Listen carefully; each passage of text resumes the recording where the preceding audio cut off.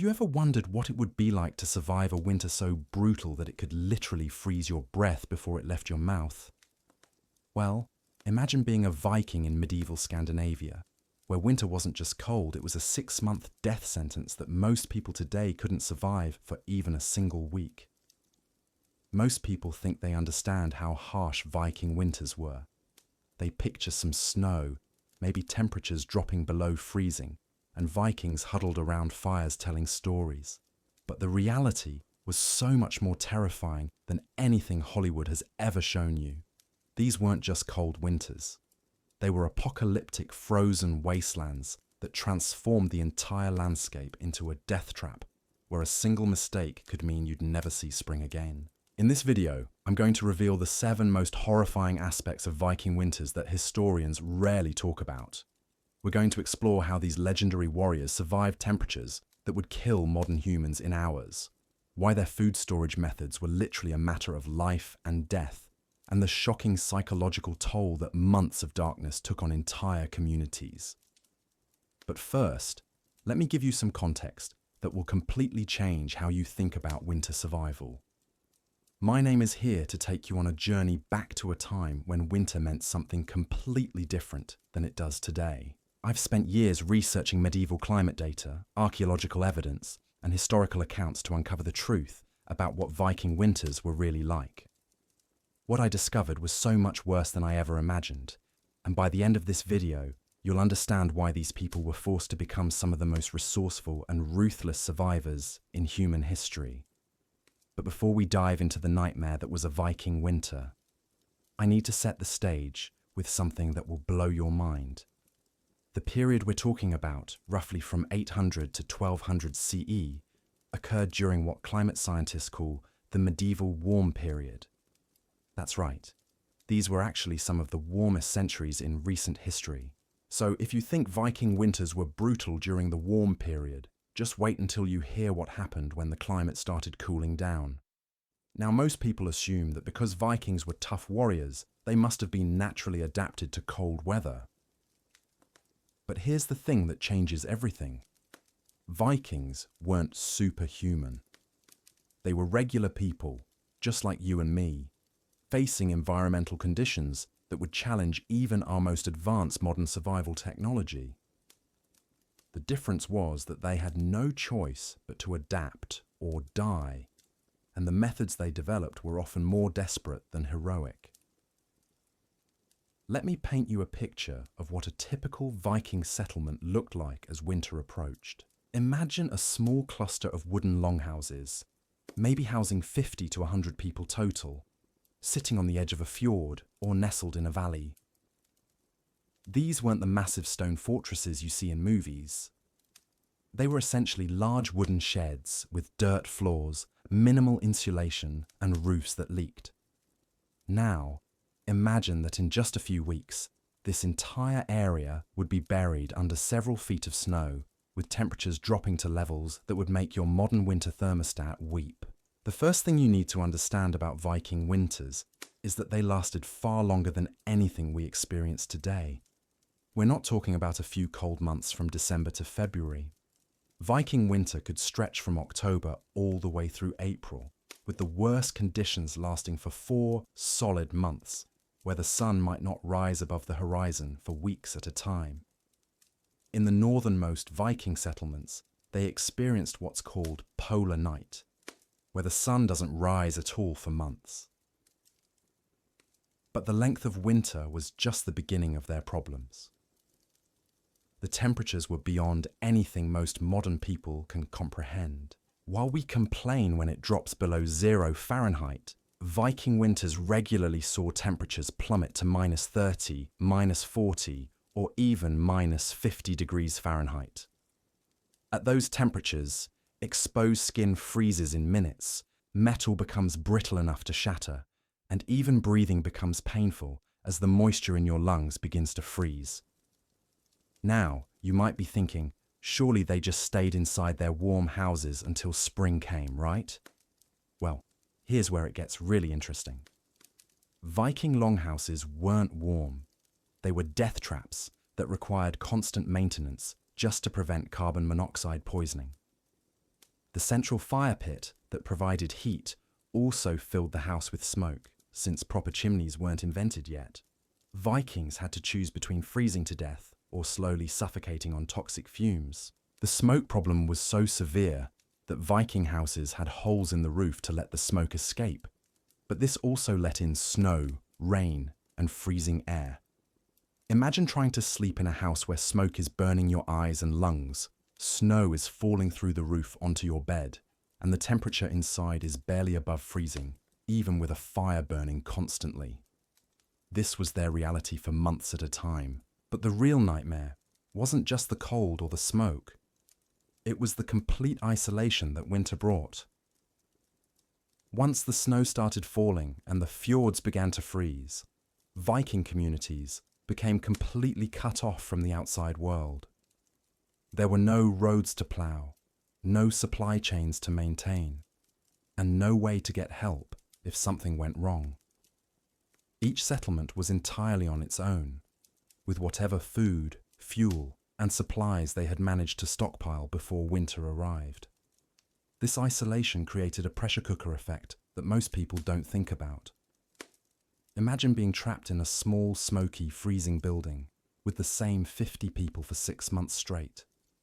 There's no privacy, no escape, and no way to leave even if tensions rise. Arguments that might normally blow over in a day could escalate into deadly feuds when people are trapped together for months.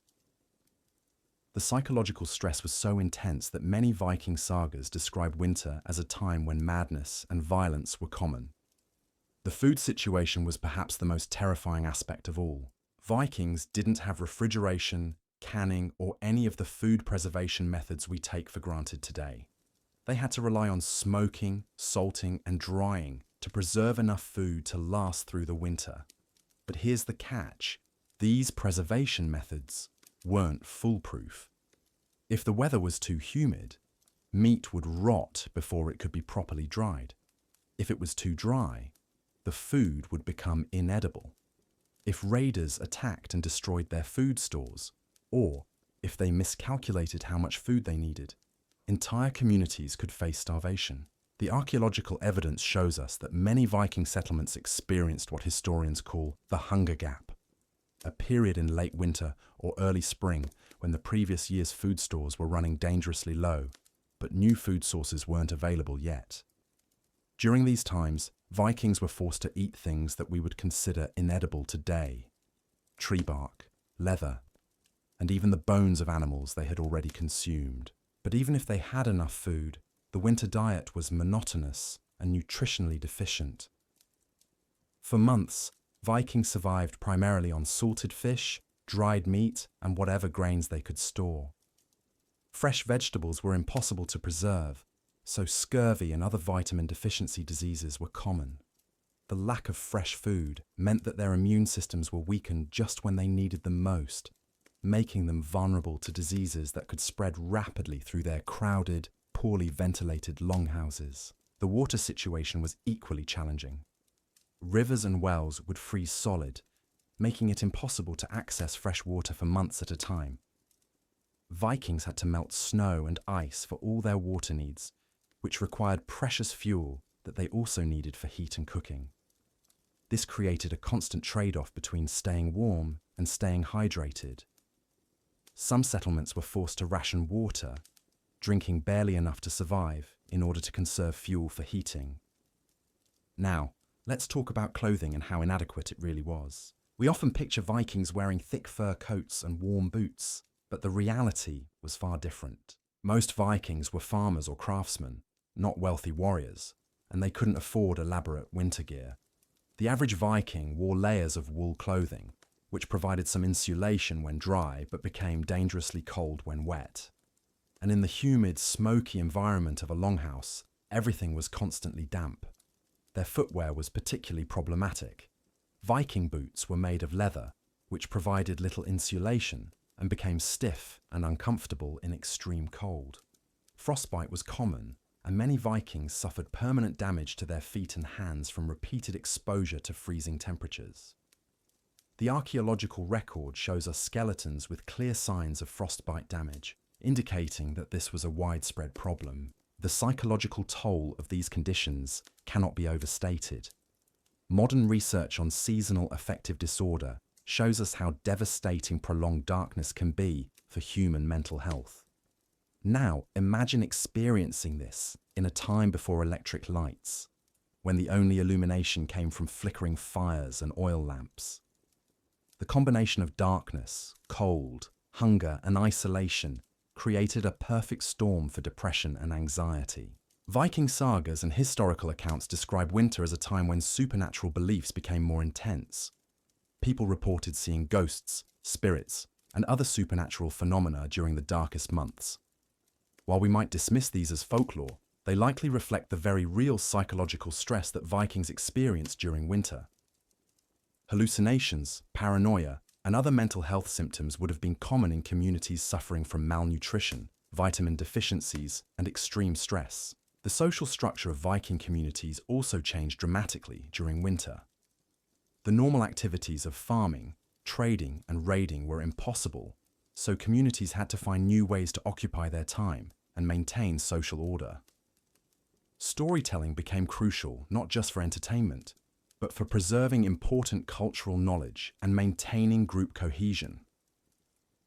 The long winter nights were when the great Viking sagas were told and retold, passing down everything from navigation techniques to legal traditions.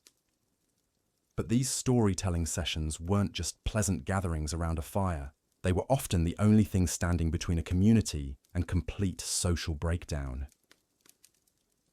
In the cramped, stressful conditions of a winter longhouse, entertainment and social rituals became matters of survival, communities that couldn't maintain morale and social order.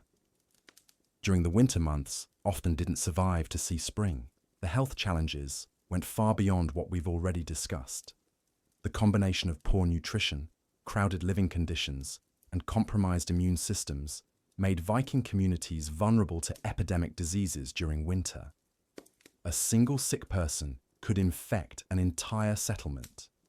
And with no medical knowledge or antibiotics, diseases that we consider minor today could wipe out whole families. Childbirth during winter was particularly dangerous.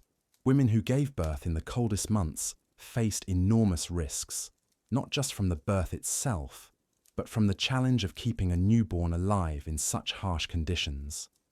Infant mortality rates were already high in Viking times, but winter births had an even lower survival rate. The decision of when to have children was literally a matter of life and death, with most families trying to time births for the warmer months. But perhaps the most terrifying aspect of Viking winters was their unpredictability.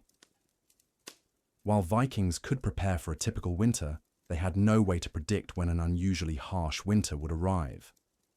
Climate records show that the medieval period experienced significant weather variability, with some winters being far more severe than others. A winter that was just 20% colder or longer than usual could mean the difference between survival and death for an entire community. The archaeological evidence shows us settlements that were simply abandoned during particularly harsh winters, their inhabitants either dying or fleeing to other locations. These ghost towns, buried under centuries of soil and vegetation, tell the story of communities that couldn't survive when winter exceeded their ability to cope. The evidence of these failed settlements reveals something that modern survival experts are only beginning to understand. The margin for error in Viking winter survival was essentially zero. One broken storage container, one house fire, one key person falling ill at the wrong time, and an entire community could spiral into a death trap from which there was no escape. This brings us to one of the most overlooked aspects of Viking winter survival: the absolute dependence on community cooperation. In our modern world, we're used to individual solutions to problems. Your heating breaks down, you call a repair service. You run out of food, you go to the store. But for Vikings, survival was entirely communal. Every person in the settlement had to contribute perfectly to the collective survival effort, or everyone died together. This created a social pressure that's almost impossible for us to comprehend today. Imagine knowing that if you made a mistake, got sick, or couldn't pull your weight, you weren't just risking your own life, you were potentially dooming 50 other people, including children and elderly relatives. The psychological weight of this responsibility drove many Vikings to extreme measures that we would consider barbaric today. Historical accounts describe instances where communities made the horrifying decision to abandon their weakest members when resources became critically low. Elderly people who couldn't contribute to winter survival were sometimes left outside to freeze, not out of cruelty, but because keeping them alive meant everyone else would starve. These weren't decisions made by monsters, but by desperate people facing impossible choices that no human being should ever have to make. The concept of individual rights or personal space simply didn't exist during Viking winters. Privacy was a luxury that could get you killed. Every resource, every decision, every action had to be coordinated with the survival of the group in mind. People slept in communal beds not for warmth and companionship, but because individual sleeping arrangements would have wasted precious heat and space. Personal belongings were shared freely, because hoarding supplies could doom the entire community. But here's where it gets even more disturbing. The social hierarchy that existed during the warmer months often completely broke down during winter. The chieftain, who commanded respect during raiding season, might find his authority challenged by whoever was best at managing winter survival. Women often gained power during winter because they typically managed food storage and distribution, making them literally the gatekeepers between life and death. Children were valued not for their potential, but for their immediate ability to contribute to survival tasks. This social upheaval created internal conflicts that were just as dangerous as the external threats of cold and starvation. Viking sagas are full of stories about winter feuds that erupted when normal social structures collapsed under survival pressure. These weren't just arguments. They were life or death struggles for resources and control that could tear apart communities that had lived together peacefully for generations. The sleep patterns of Vikings during winter were completely different from anything we experience today. With only a few hours of dim daylight, Vikings couldn't maintain normal circadian rhythms. They developed what historians call segmented sleep, sleeping in multiple shorter periods throughout the day and night, whenever fuel could be spared for heat and whenever their bodies could no longer function from exhaustion. This disrupted sleep schedule had devastating effects on their physical and mental health. Modern sleep research shows us that irregular sleep patterns can cause everything from weakened immune systems to severe depression. For Vikings, who were already dealing with malnutrition and extreme stress, these sleep disruptions compounded their health problems exponentially. Many historical accounts describe Vikings becoming increasingly irrational and violent as winter progressed, likely due in part to chronic sleep deprivation. The work required just to stay alive during winter was backbreaking and never-ending. Vikings had to constantly maintain their fires, which meant someone had to be awake and tending the flames every few hours throughout the night. They had to regularly clear snow from their roofs to prevent collapse, venture outside in deadly conditions to gather whatever fuel they could find, and constantly repair their shelters as the extreme weather damaged them. But perhaps the most exhausting task was the constant battle against moisture and mold. The combination of cooking, breathing, and melting snow for water created massive humidity inside the longhouses. This moisture would freeze on the walls and ceiling, creating ice that would melt during the day and refreeze at night. The constant cycle of freezing and thawing created structural damage that had to be repaired constantly, and the humidity created perfect conditions for mold and fungal growth that could contaminate their food supplies. The tools and weapons that Vikings depended on became nearly useless in extreme cold. Metal tools would become brittle and break at the worst possible moments. Wooden handles would crack and split. Leather would freeze solid and become impossible to work with. Vikings had to constantly maintain and repair their essential tools, but the materials they needed for repairs were often unavailable during winter. A broken axe or knife could mean the difference between life and death. But fixing it might require resources they couldn't spare. The animals that Vikings depended on for food, labor, and materials suffered just as much as the humans.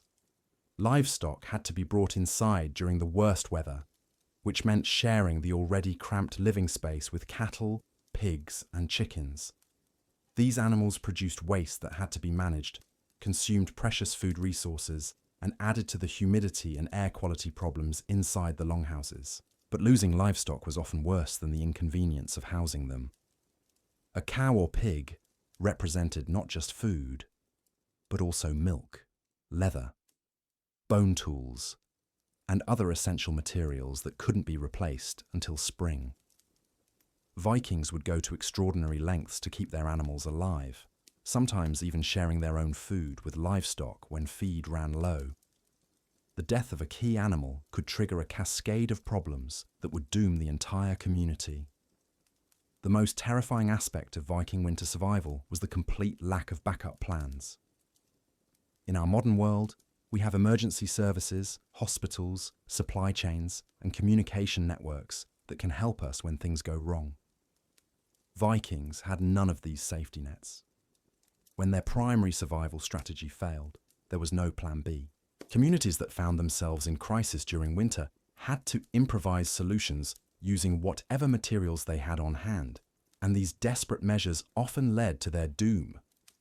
Archaeological evidence shows us settlements where Vikings attempted increasingly desperate survival strategies as their situations became hopeless. We find evidence of people burning furniture, tools, and even structural elements of their houses for fuel. We see signs that they ate leather, bones, and anything else that might provide nutrition. Some sites show evidence that communities resorted to cannibalism when all other food sources were exhausted. These archaeological discoveries reveal the final, most horrifying truth about Viking winters. They weren't just cold and difficult. They were elimination events that regularly wiped out entire communities. The Vikings we know from history and legend were the survivors, the ones who made it through these impossible conditions. For every successful Viking settlement, there were probably dozens that simply vanished during particularly harsh winters, leaving behind only scattered artifacts and bones to tell their story. The psychological adaptation required to survive these conditions fundamentally changed how Vikings viewed life and death. They developed a fatalistic worldview that accepted death as a constant companion, not something that happened to other people or in old age, but something that could come for anyone at any moment. This acceptance of mortality influenced everything from their religious beliefs to their approach to warfare and exploration. But this fatalism also gave them a kind of fearlessness that modern people struggle to understand. When you've survived multiple winters where death was a daily possibility, facing enemy warriors in battle probably seemed almost mundane by comparison. The legendary Viking courage that we read about in sagas wasn't just cultural bravado. It was the practical result of living through experiences that would break most modern people psychologically. The children who survived Viking winters grew up with a completely different relationship to risk, hardship, and survival than anything we can imagine today. They learned from infancy that comfort and safety were temporary luxuries, that survival required constant vigilance and preparation, and that the difference between life and death often came down to split-second decisions and perfect execution of survival skills. These children became the adults who would eventually launch the Viking Age, exploring and conquering territories from Greenland to Constantinople. Their willingness to sail into unknown waters, establish settlements in hostile environments, and take enormous risks in pursuit of resources and opportunities wasn't just cultural ambition. It was the practical result of growing up in conditions where taking calculated risks was the only way to survive.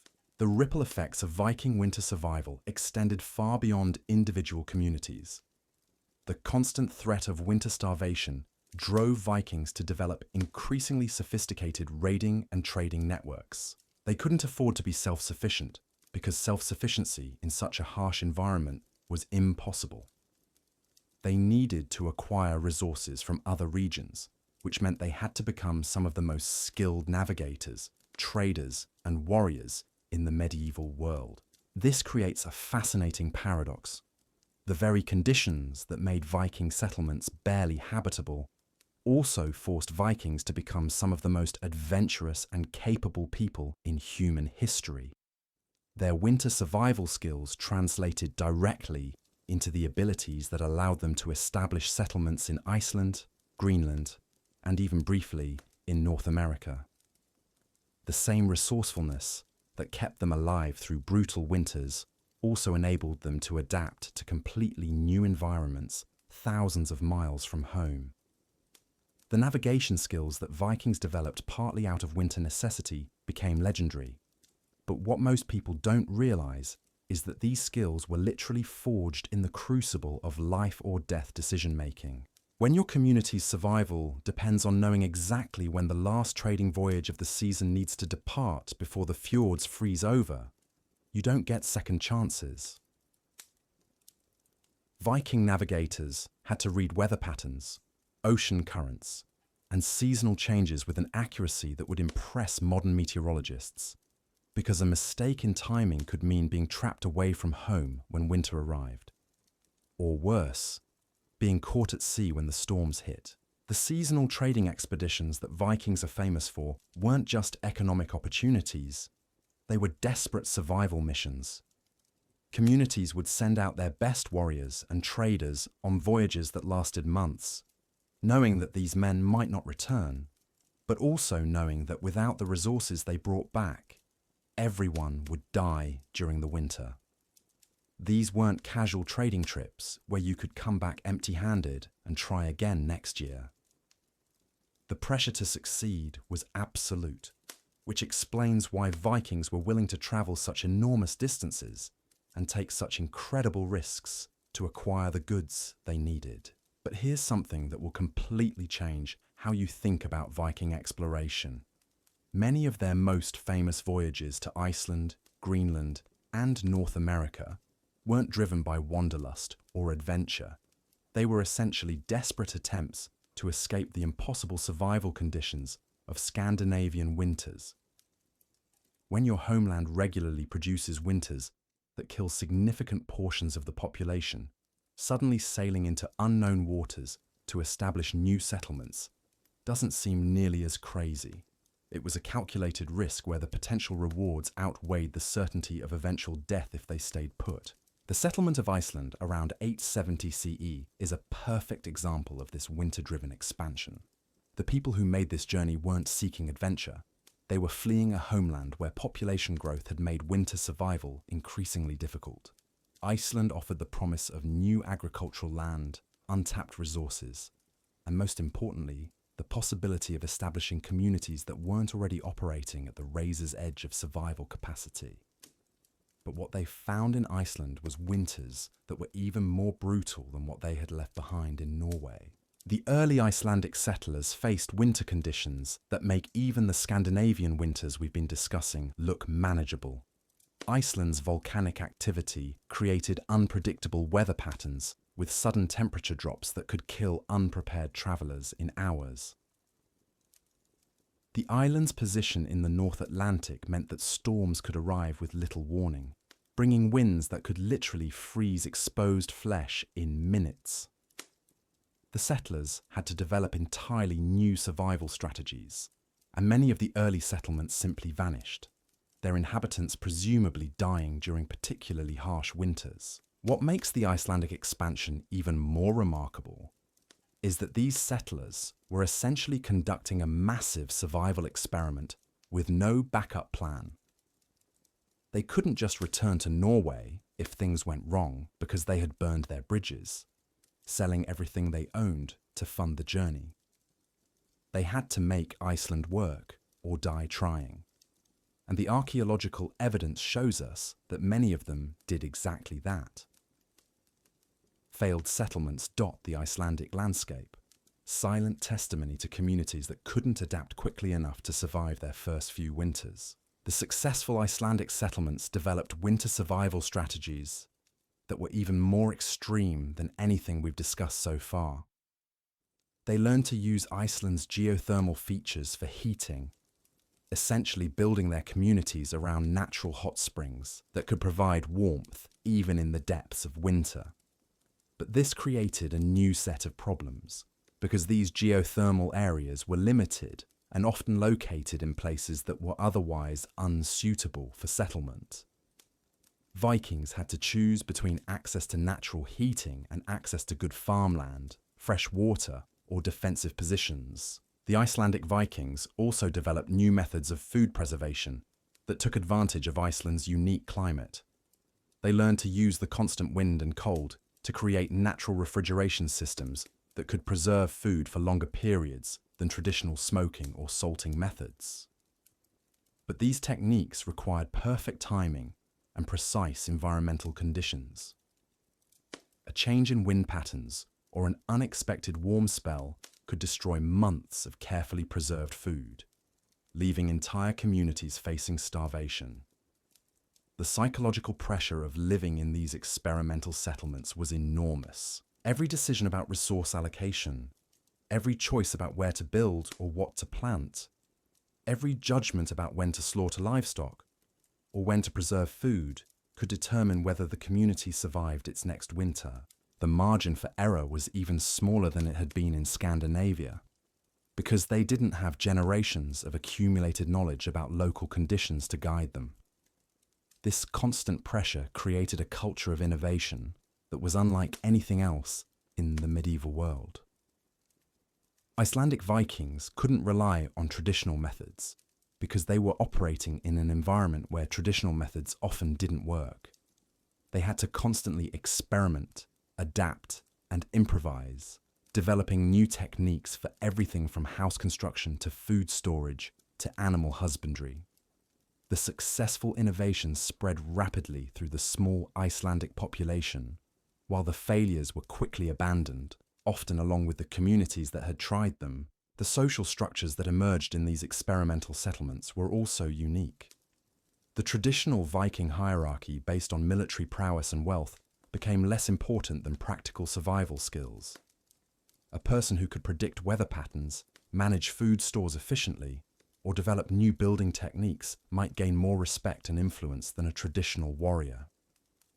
This created a more fluid social structure, where innovation and practical intelligence were highly valued.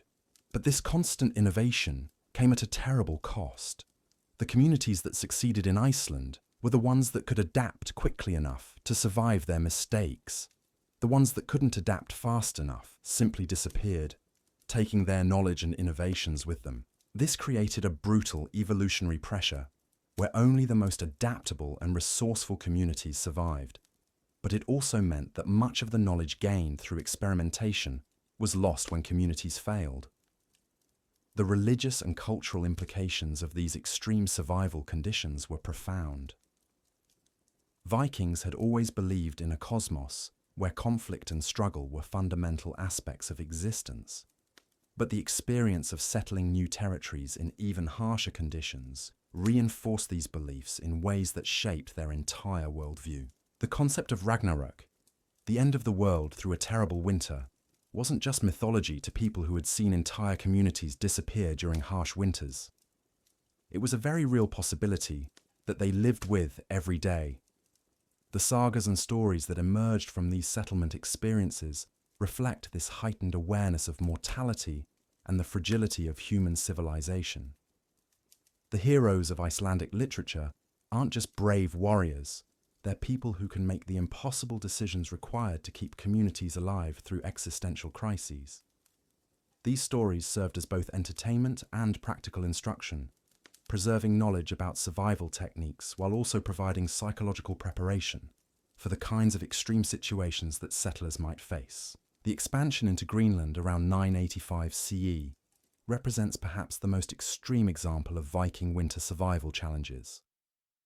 Eric the Red, who led the Greenland settlement, wasn't just seeking new territory, he was essentially leading a group of people into what amounted to a frozen wilderness where the margin for survival error was even smaller than it had been in Iceland. The name Greenland itself was possibly an early example of what we might call false advertising, designed to attract settlers to a place that was even more challenging than what they were leaving behind. The Greenland settlements pushed Viking winter survival techniques to their absolute limits. The growing season was so short that traditional agriculture was barely possible. The communities had to rely almost entirely on hunting, fishing, and trading with the Inuit populations, who had already developed specialized techniques for surviving in Arctic conditions. But this created a dependency that made the settlements extremely vulnerable to any disruption in their food sources or trading relationships. The archaeological evidence from Greenland shows us settlements that were constantly on the edge of survival failure. We find evidence of people eating increasingly marginal foods as conditions deteriorated, including seals, whales, and other marine animals that required specialized hunting techniques. The settlements had to develop new tools, new hunting methods, and new food preservation techniques just to survive their first few winters. But they also had to do all of this while maintaining the livestock and agricultural practices that were essential to their cultural identity as Vikings. The social pressure in these extreme settlements was unlike anything we've discussed so far. In Greenland, there wasn't just the pressure of community survival, there was also the pressure of maintaining contact with the outside world. The settlements were so isolated that they could only receive supplies and news from Europe once or twice a year, during the brief summer months when navigation was possible.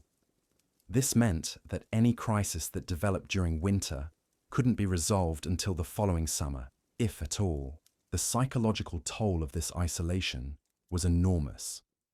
People in the Greenland settlements lived with the constant awareness that help was literally months away, and that any mistake or misfortune could doom them before rescue was even possible.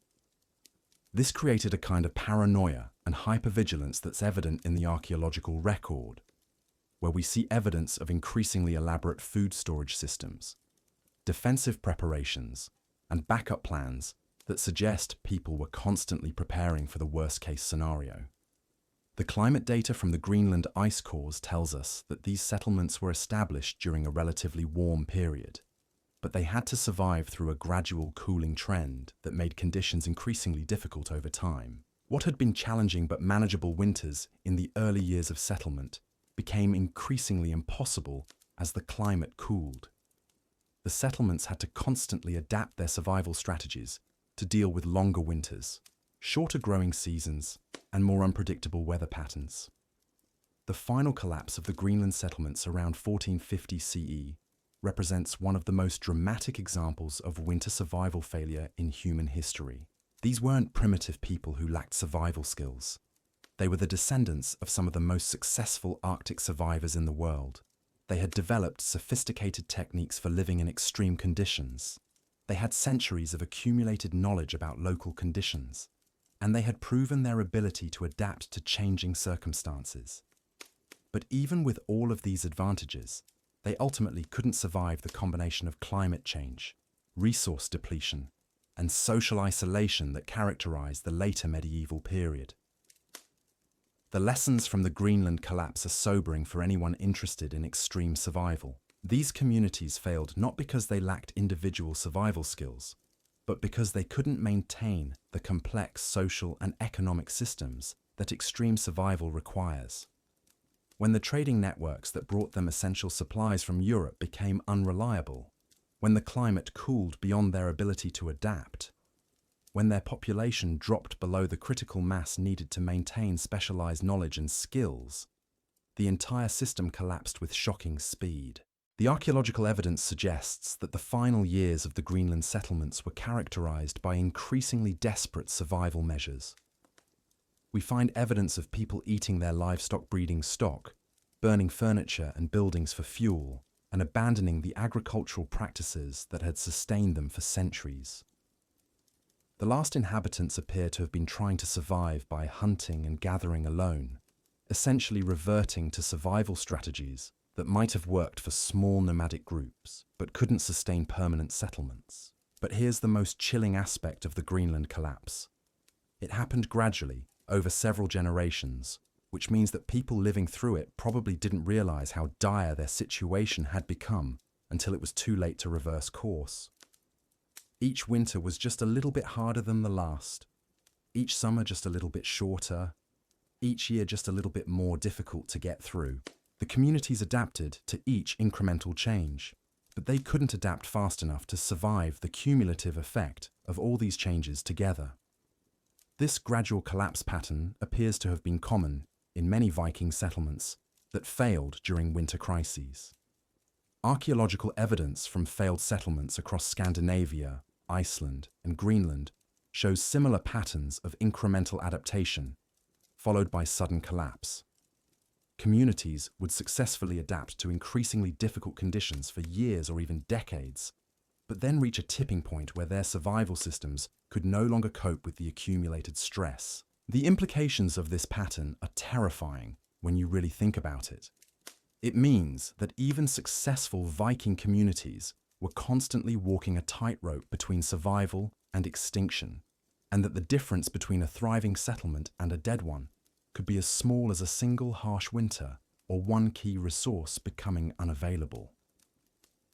The Vikings who survived to become the legendary figures we know from history were the ones who managed to stay on the right side of this survival equation, but they were always just one mistake away from joining the anonymous communities that didn't make it. This brings us to perhaps the most important insight about Viking winter survival.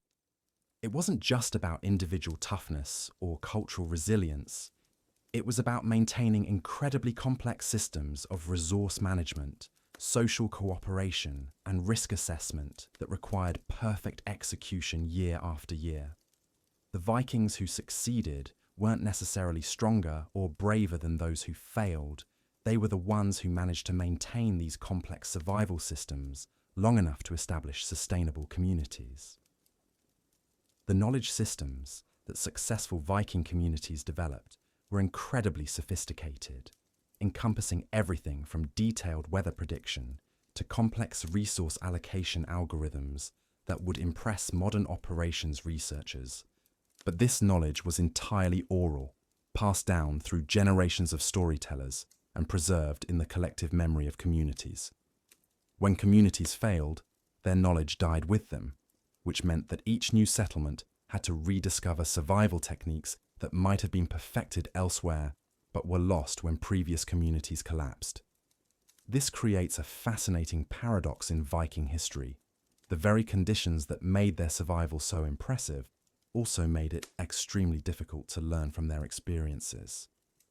The communities that developed the most effective survival techniques were often the ones that were most isolated and therefore least able to share their knowledge with other settlements. The techniques that worked in one location might not work in another, and the people who had perfected these techniques might not survive long enough to pass them on to the next generation.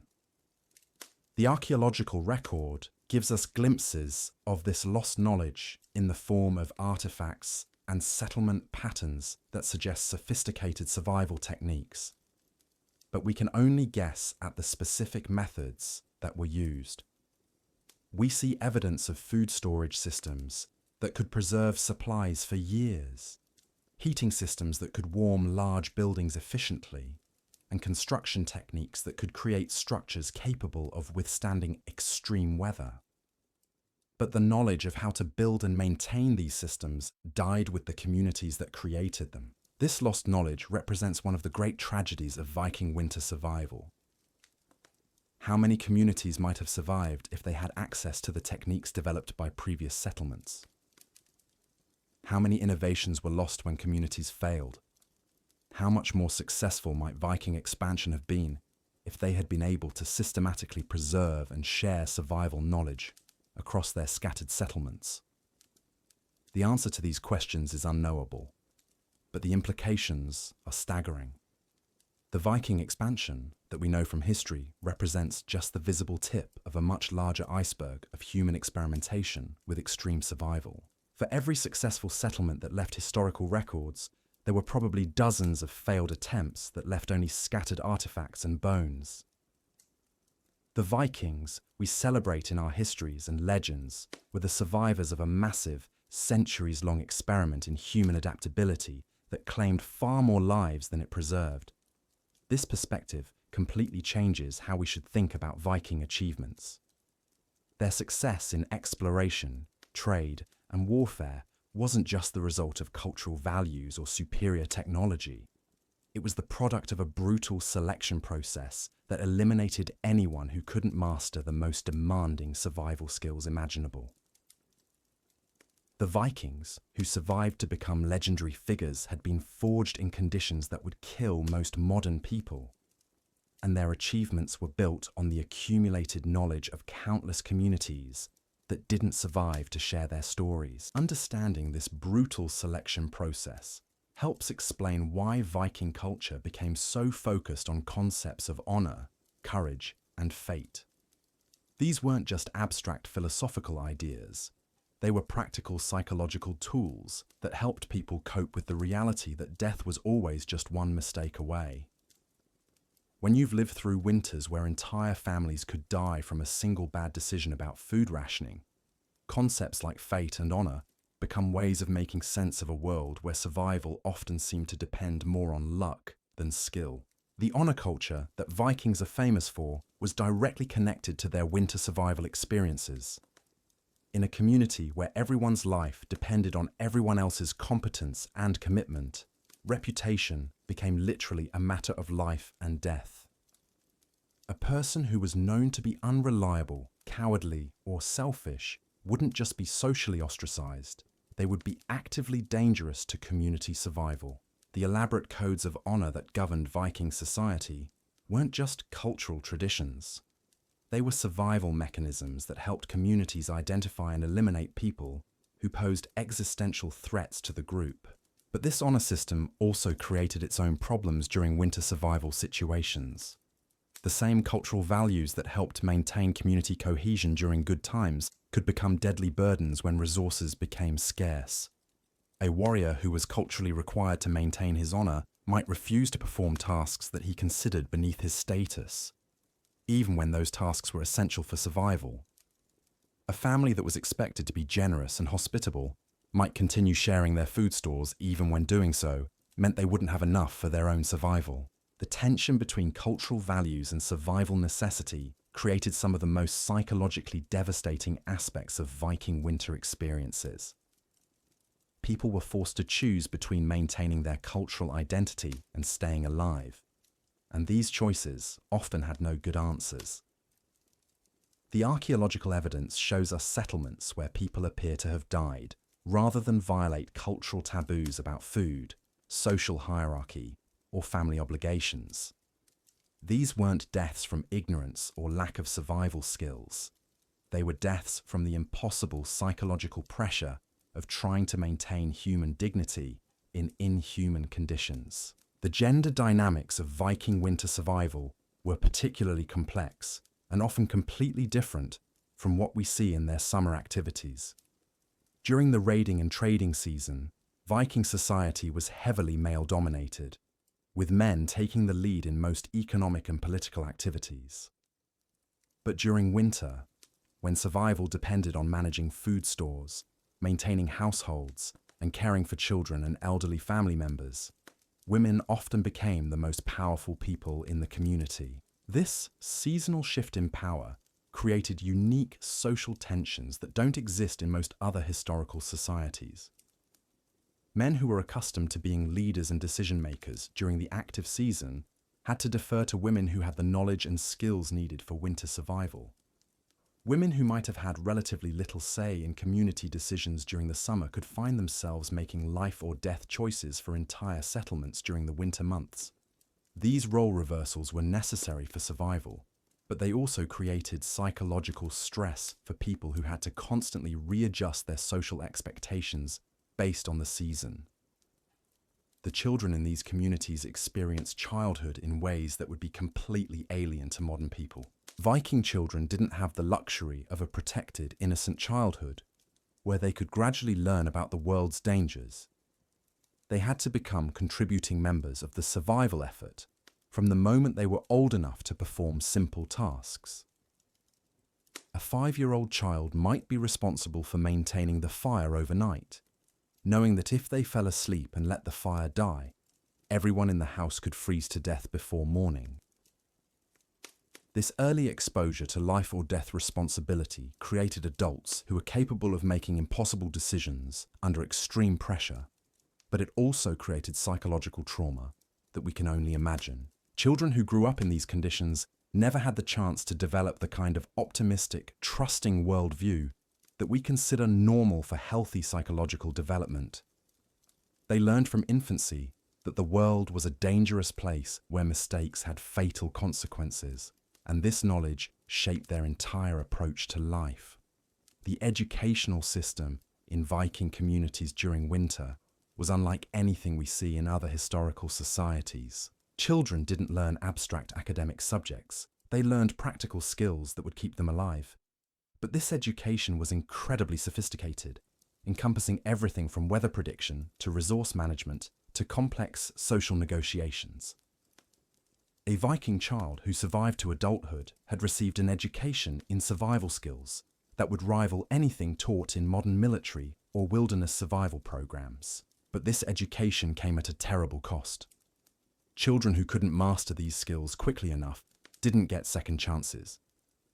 The community couldn't afford to support people who couldn't contribute to survival efforts, regardless of their age or circumstances.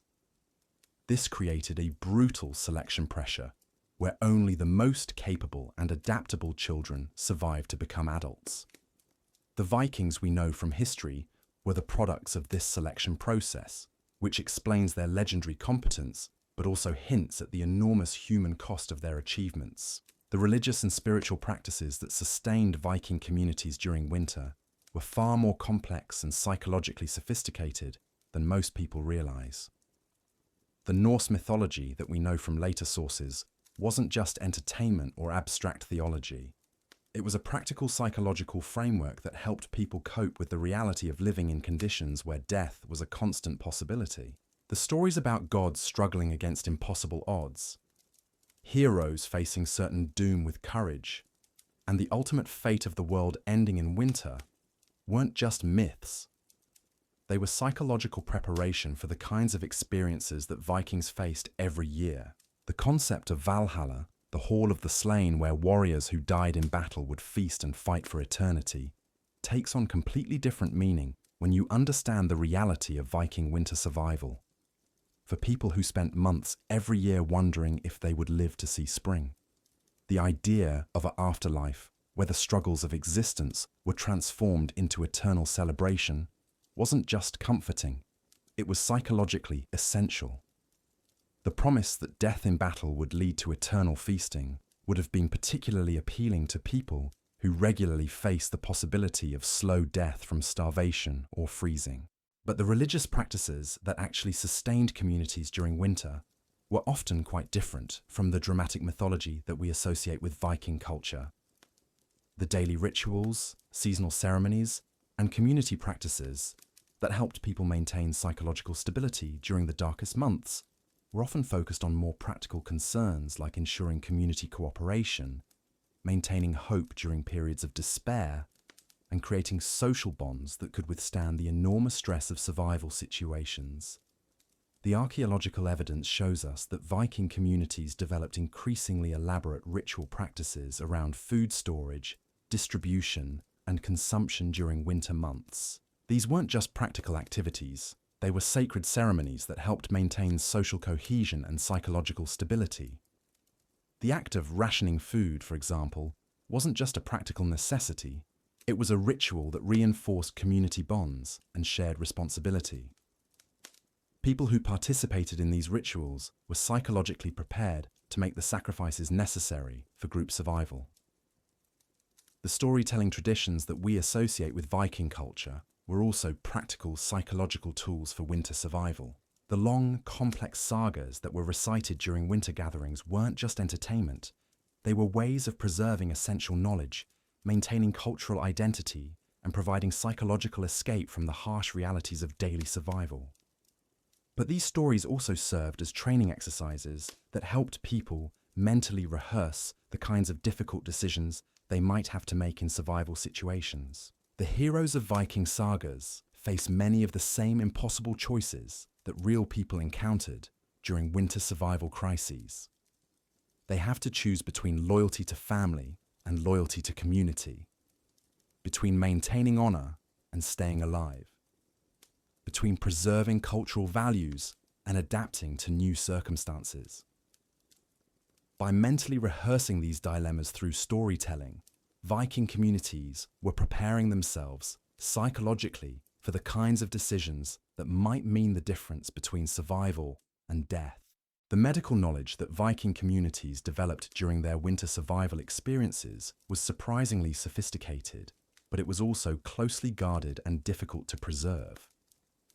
Communities that developed effective treatments for cold-related injuries, nutritional deficiencies, and psychological disorders had significant survival advantages.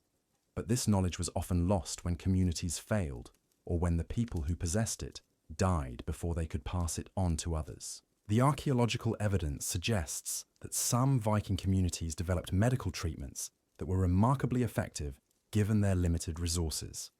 We find evidence of surgical procedures, herbal remedies, and psychological interventions that suggest a sophisticated understanding of human physiology and psychology.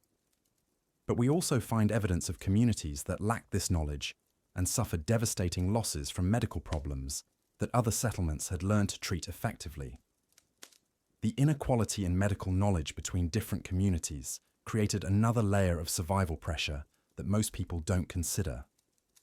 A settlement that had access to effective medical treatments could survive health crises that would wipe out communities that lacked this knowledge, but medical knowledge was often closely guarded within families or specialist groups, which meant that it couldn't easily spread to other communities that might need it.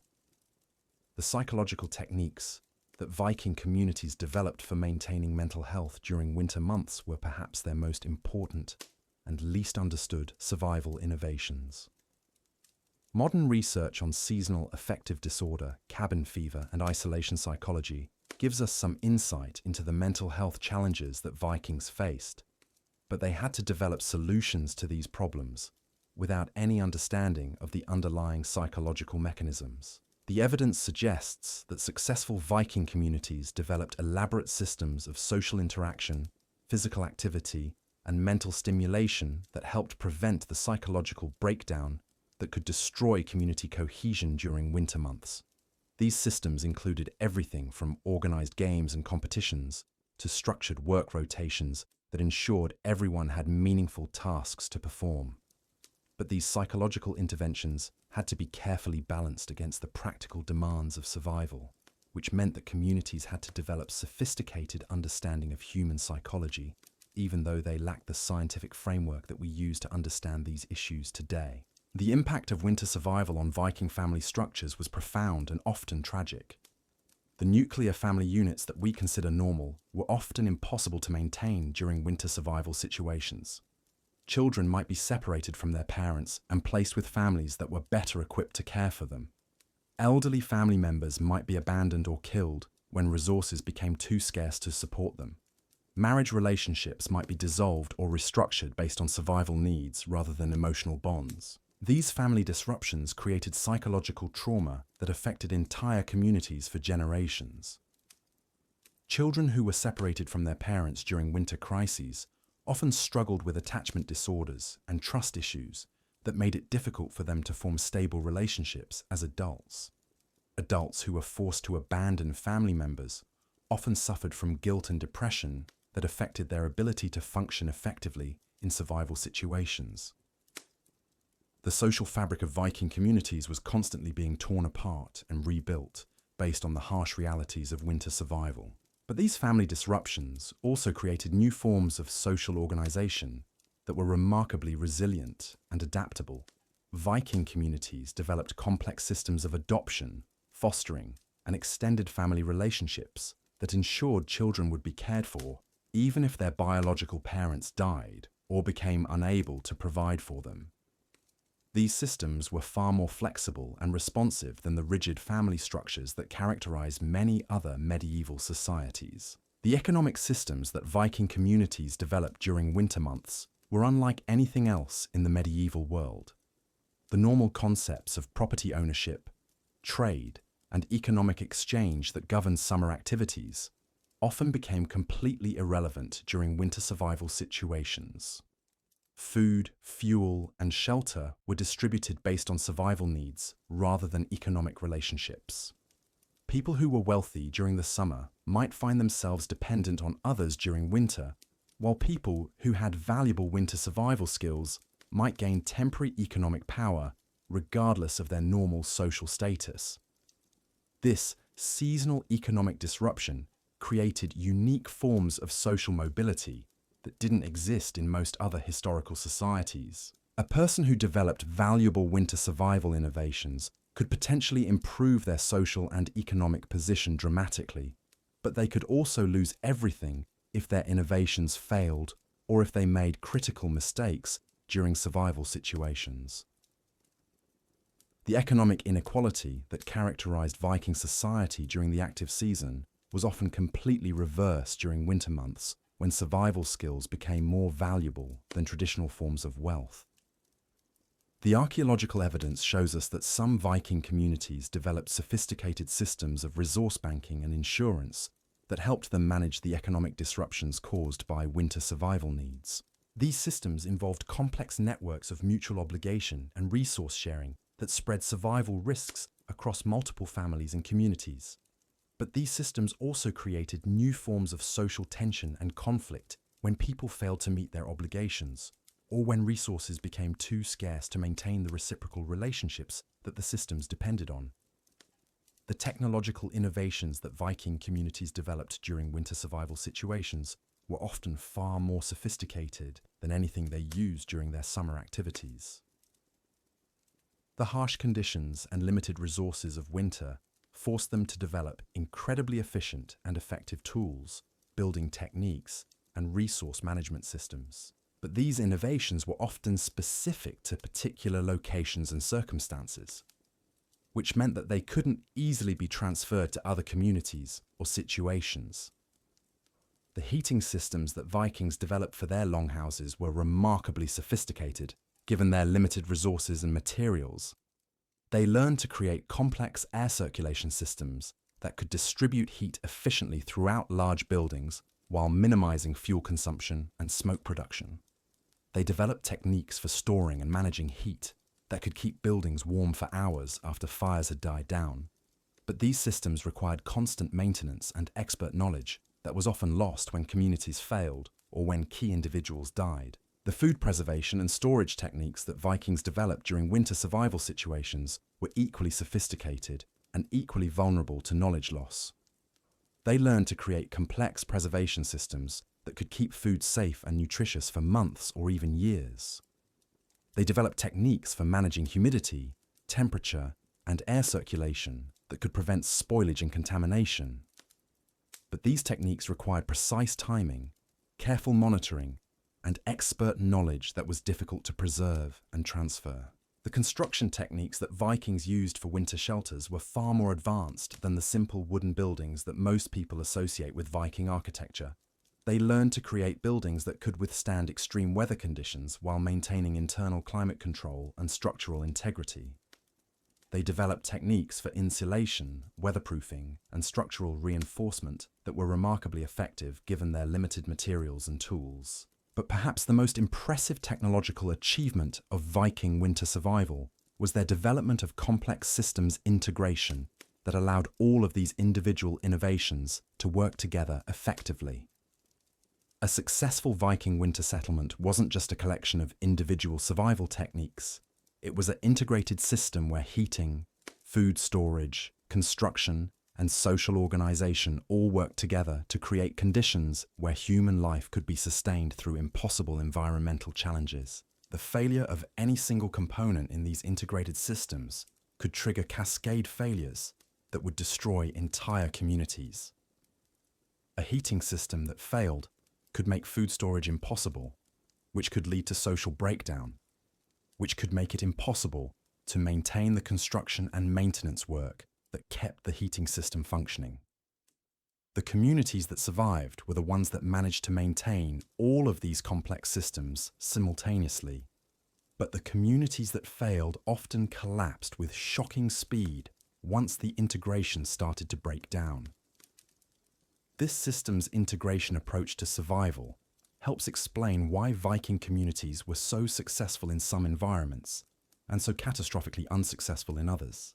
The techniques that worked perfectly in one location might be completely inappropriate for different environmental conditions, and communities that tried to apply successful techniques in inappropriate situations often failed spectacularly. The knowledge of how to adapt these integrated systems to new environments was perhaps the most valuable and most difficult to preserve aspect of Viking winter survival expertise. The communities that mastered this systems integration approach became the foundation for the most successful Viking settlements and the launching points for the most ambitious exploration and colonization efforts. But the communities that failed to develop these integrated approaches often left behind only scattered artifacts and mysterious ruins that hint at the enormous human cost of learning to survive in some of the most challenging environments on Earth. The legacy of Viking winter survival extends far beyond the historical period when these communities existed. The techniques, social structures, and psychological frameworks that they developed influenced the development of cold weather survival strategies that are still used today. The integration of technology, social organization, and psychological preparation that characterized successful Viking winter communities became the foundation for many later developments in extreme environment survival. But perhaps the most important legacy of Viking winter survival is the demonstration that human beings are capable of adapting to environmental conditions that seem impossible to survive.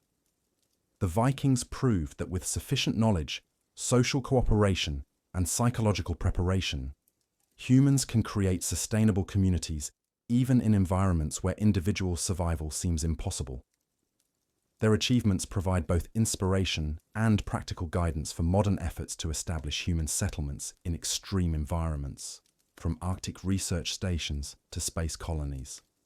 The story of Viking winter survival is ultimately a story about the incredible resilience and adaptability of human beings when they are forced to confront existential challenges. It's a story about communities that faced impossible odds and found ways to not just survive, but to thrive and expand into new territories. But it's also a story about the enormous human cost of pushing the boundaries of what's possible, and the countless communities and individuals who paid the ultimate price for the knowledge and achievements that we celebrate today. The winter survival techniques that Vikings developed weren't just impressive for their time. They were so advanced that some of them wouldn't be rediscovered by European civilization for centuries after the Viking Age ended. When the climate began cooling during the late medieval period, many of the communities that had replaced Viking settlements found themselves completely unprepared for conditions that Vikings had routinely survived. The knowledge that had kept entire populations alive through impossible winters had been lost, and the consequences were devastating. This knowledge loss happened because Viking winter survival expertise was incredibly specialized and difficult to preserve. Unlike agricultural techniques or basic crafts that could be easily taught and practiced, winter survival required the integration of dozens of different skills that all had to work together perfectly. A person might master food preservation techniques, but lack the construction skills needed to build proper storage facilities. Someone else might understand heating systems, but not have the social leadership skills needed to organize community survival efforts. The most successful Viking communities were the ones that managed to concentrate all of these different types of expertise within a small group of people who could work together effectively. But this concentration of knowledge also made the communities extremely vulnerable to sudden losses of key individuals. The death of a master builder, an expert food manager, or a skilled weather predictor could cripple a community's ability to survive the next winter. Archaeological evidence shows us settlements that appear to have been thriving one year and completely abandoned the next, suggesting that the loss of critical knowledge could trigger rapid community collapse. The social mechanisms that Viking communities developed to preserve and transfer winter survival knowledge were remarkably sophisticated, but also extremely fragile. Knowledge was typically passed down through family lines, with each generation learning from their parents and grandparents. But this system only worked when families remained intact and when there was enough time for proper knowledge transfer. During particularly harsh winters or crisis situations, the normal knowledge transfer process could be disrupted, leaving entire communities without access to essential survival information.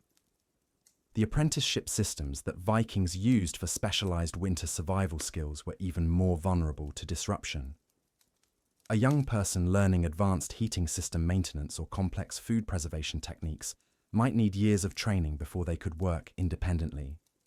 If their teacher died or became incapacitated before the training was complete, the knowledge could be lost forever.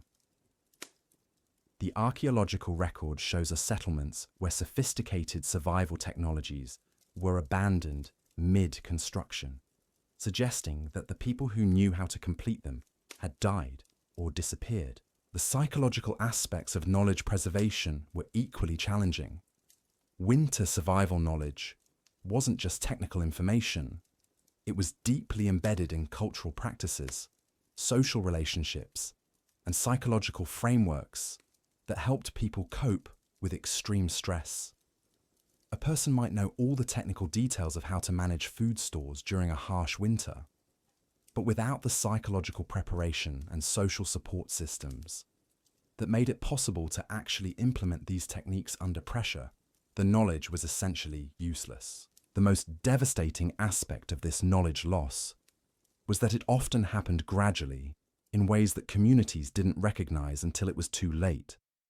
A settlement might successfully survive several winters using traditional techniques, but each year they might lose a small piece of their knowledge base. An elderly expert might die before fully training a replacement.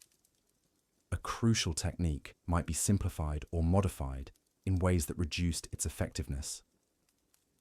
A social practice that supported winter survival might be abandoned as communities adapted to changing circumstances. Over time, these small losses would accumulate until the community's survival capabilities were severely compromised. But because the degradation happened slowly, people often didn't realize how vulnerable they had become until they faced a winter that was just slightly more challenging than what they were prepared for. The final collapse, when it came, often appeared sudden and inexplicable to the people experiencing it, even though it was actually the result of years or decades of gradual knowledge erosion. The communities that were most successful at preserving winter survival knowledge were often the ones that developed redundant systems for knowledge storage and transfer. They might have multiple people learning the same critical skills, or they might develop ways of documenting important information that didn't rely entirely on human memory. But these redundant systems required resources and social organization that many communities couldn't maintain during the constant pressure of winter survival. The religious and cultural practices that supported knowledge preservation were equally important and equally vulnerable. The storytelling traditions that preserved technical information, the ritual practices that reinforced social cooperation, and the educational systems that trained new generations of survival experts all required stable communities with enough resources to support non-productive activities. During crisis periods, these knowledge preservation activities were often the first things to be abandoned as communities focused all their energy on immediate survival needs. The loss of winter survival knowledge had cascading effects that extended far beyond individual communities. When settlements failed, they often took with them innovations and techniques that might have been crucial for other communities facing similar challenges. The knowledge of how to adapt survival techniques to specific environmental conditions, how to modify traditional practices for changing circumstances, and how to integrate different survival strategies into effective systems often died with the communities that had developed it. This knowledge loss also affected the broader Viking expansion efforts. The settlements that served as stepping stones for further exploration and colonization were often the ones that had mastered the most advanced winter survival techniques. When these communities failed, they not only lost their own populations, They also eliminated the infrastructure and expertise that would have been needed to support continued expansion into new territories. The contraction of Viking settlement areas during the later medieval period wasn't just due to climate change and political pressures. It was also the result of the gradual loss of the specialized knowledge that had made expansion possible in the first place. The archaeological evidence for this knowledge loss is both fascinating and heartbreaking. We find settlements where sophisticated survival technologies were built and then abandoned, suggesting that the knowledge of how to maintain them had been lost. We see evidence of communities that reverted to less effective survival techniques, indicating that they had lost access to more advanced methods. We find sites where traditional Viking construction techniques were replaced with inferior methods that were more familiar to the builders, but less effective for winter survival. Perhaps most poignantly, we find evidence of communities that appear to have been experimenting with survival techniques right up until the moment they collapsed. These sites show us people who were clearly trying to adapt and innovate, but who lacked the integrated knowledge systems that would have allowed them to succeed. They had pieces of the puzzle, but not enough pieces to create viable solutions to their survival challenges. The speed with which winter survival knowledge could be lost was terrifying. A community that had successfully survived dozens of winters could find itself completely unprepared for conditions that were only slightly more challenging than what they had previously experienced. The knowledge that had kept their ancestors alive for generations could disappear in a single winter if key individuals died or if social systems broke down under stress. This rapid knowledge loss helps explain why Viking expansion into new territories was so risky and why so many settlements failed. Each new settlement was essentially starting from scratch, trying to adapt existing survival techniques to new environmental conditions, without the safety net of accumulated local knowledge. The communities that succeeded were often the ones that could maintain their knowledge systems long enough to develop local expertise. But the communities that failed often collapsed before they could complete this adaptation process. The social dynamics of knowledge loss were particularly complex during winter survival situations. The same conditions that made knowledge preservation critical also made it extremely difficult to maintain the social structures that knowledge preservation required. When communities were under extreme survival pressure, the normal processes of education, apprenticeship, and cultural transmission were often disrupted. People were too focused on immediate survival needs to invest time and energy in teaching others or preserving information for future use. The hierarchical nature of Viking society also contributed to knowledge loss in ways that weren't immediately obvious. The most critical winter survival knowledge was often concentrated among the most skilled and experienced community members, who were also the people most likely to be involved in dangerous activities like hunting, trading, or resource gathering. When these individuals died or became incapacitated, entire communities could lose access to essential survival information. The gender dynamics of knowledge preservation were equally complex. Women often possessed crucial knowledge about food preservation, household management, and childcare that was essential for winter survival. But this knowledge was sometimes devalued or marginalized in favor of more visible male activities like hunting or construction.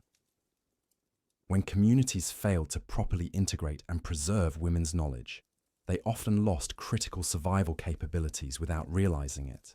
The children in these communities faced particular challenges when it came to knowledge acquisition. The harsh conditions of winter survival meant that children often had to contribute to survival efforts from a very young age, but they also needed time and resources for education that communities couldn't always provide. The balance between immediate survival needs and long-term knowledge preservation was constantly shifting, and communities that got this balance wrong often paid a terrible price. The psychological toll of knowledge loss was enormous for the individuals who experienced it. Imagine being responsible for your community's survival and gradually realizing that you no longer possessed the knowledge that your ancestors had used to survive similar conditions. The guilt, fear, and desperation that people must have felt as they watched their communities struggle with problems that previous generations had solved is almost impossible to comprehend. The documentation of this knowledge loss process is limited because the communities that were most affected by it were often the ones least able to preserve records of their experiences. The settlements that succeeded in maintaining their knowledge systems were more likely to produce the sagas, artifacts, and historical records that we use to understand Viking winter survival. The communities that failed often left behind only scattered archaeological evidence that hints at their struggles, but doesn't provide detailed information about what went wrong. The regional variations in knowledge loss patterns were significant and revealing. Communities in different geographic areas faced different survival challenges and developed different solutions, which meant that the loss of knowledge had different effects depending on local conditions. A technique that was crucial for survival in one area might be less important in another, which meant that the same knowledge loss event could have dramatically different consequences for different communities. The timing of knowledge loss events was also critical. A community that lost key survival knowledge during a mild winter might have time to recover and develop alternative solutions before facing more challenging conditions. But a community that lost critical knowledge just before a harsh winter often had no opportunity to adapt and recover. The archaeological evidence suggests that many Viking settlements were eliminated by this kind of unfortunate timing, where knowledge loss coincided with environmental challenges that the communities were no longer equipped to handle. The interconnected nature of Viking survival knowledge meant that the loss of any single element could trigger cascading failures that affected multiple aspects of community survival.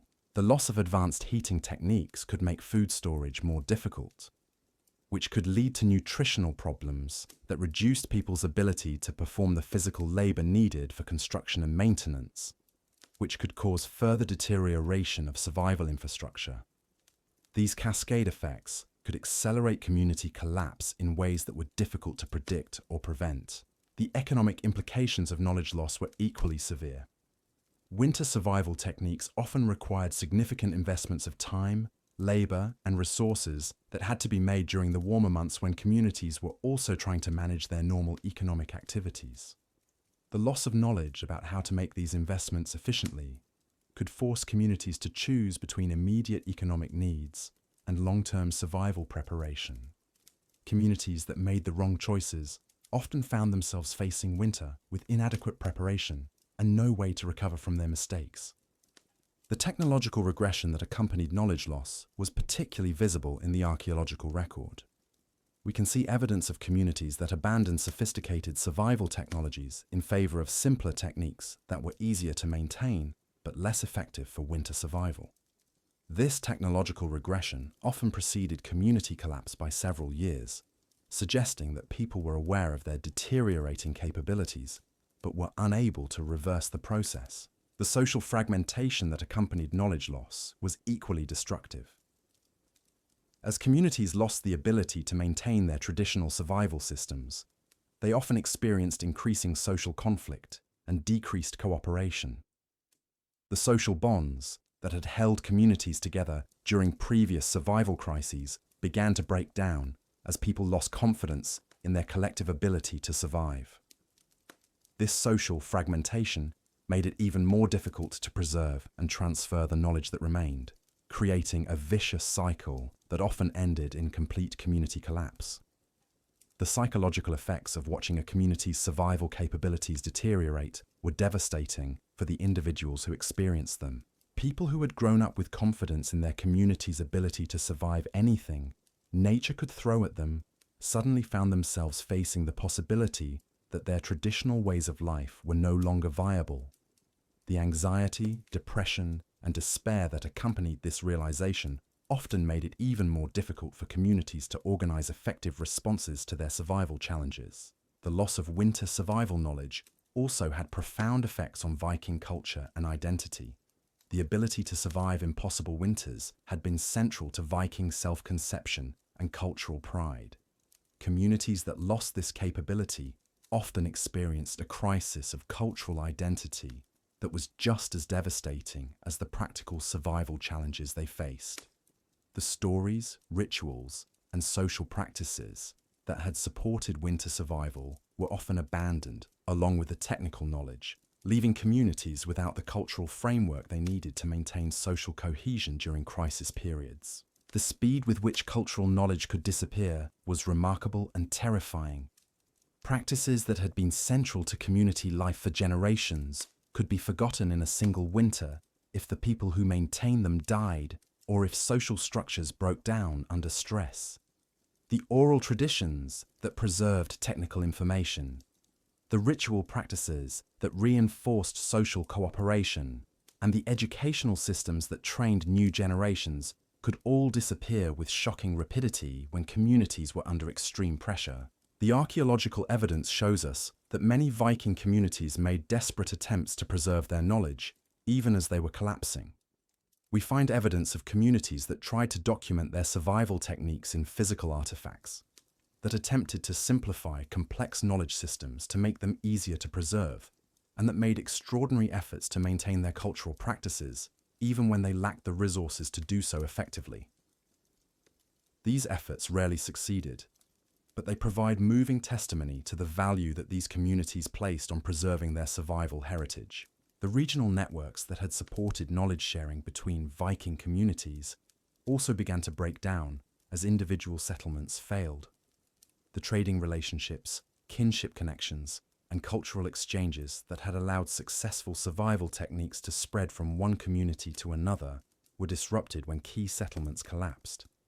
This network fragmentation meant that communities that might have been able to survive with outside knowledge and support found themselves isolated and unable to access the resources they needed. The climate changes that occurred during the later medieval period accelerated knowledge loss by making traditional survival techniques less effective. Communities that had developed their winter survival systems during warmer periods found that their techniques were inadequate for the colder conditions that began to prevail after 1300 CE. The knowledge that had kept them alive for generations was suddenly insufficient, but they lacked the time and resources needed to develop new techniques that could handle the changing conditions. The political changes that accompanied the end of the Viking Age also contributed to knowledge loss.